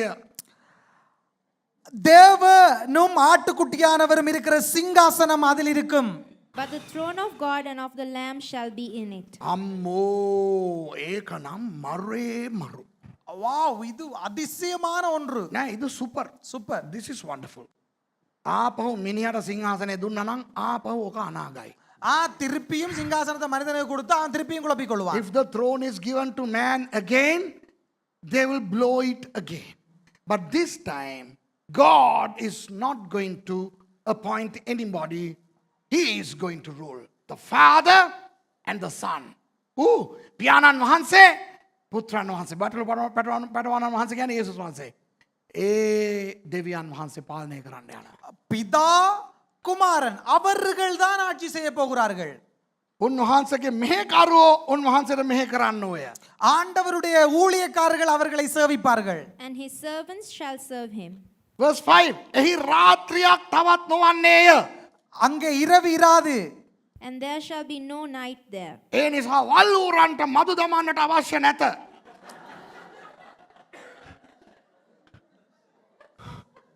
රෑට ඇවිල්ලා කන නිසා අපි මදු දාලා අල්ලලා බාබකියු දෙන ඒව නැහැ. So there is no barbecue in heaven because there is no night, so you can't catch those animals. පහන් ආලෝකේවත් සූර්ය ආලෝකේවත් ඔවුන්ට ඕනේ නැත. சூரிய வெளிச்சமும் சந்திர வெளிச்சமும் அவர்களுக்கு தேவையில்லை. And they need no candle, neither light of the sun. கடைசி பேஜ் பா. அவருடைய சமூகத்தை தரிசி அவருடைய நாம் 22:5. அங்கே இராவும் இராது, விளக்கும் சூரியனுடைய வெளிச்சமும் அவர்களுக்கு வேண்டுவதில்லை. Wow, praise God. ඊට පස්සේ මක්නිසාද ස්වාමි වූ දෙවියන් වහන්සේ උන්ට ආලෝකය දෙනසේක. ඔහු සදා කාලෙටම රජකම් කරනසේක. தேவனாகிய கர்த்தரை அவர்களுக்கு வெளிச்சமாயிருப்பார், பிரகாசிப்பார். அவர்கள் சதாகாலங்களுக்கும் அரசாளுவார்கள். For the Lord God giveth them light, and they shall reign forever and ever. එනිසා මිත්‍රයනි ආයෙ ඔය මෝඩ ප්‍රශ්නේ අහන්න එපා.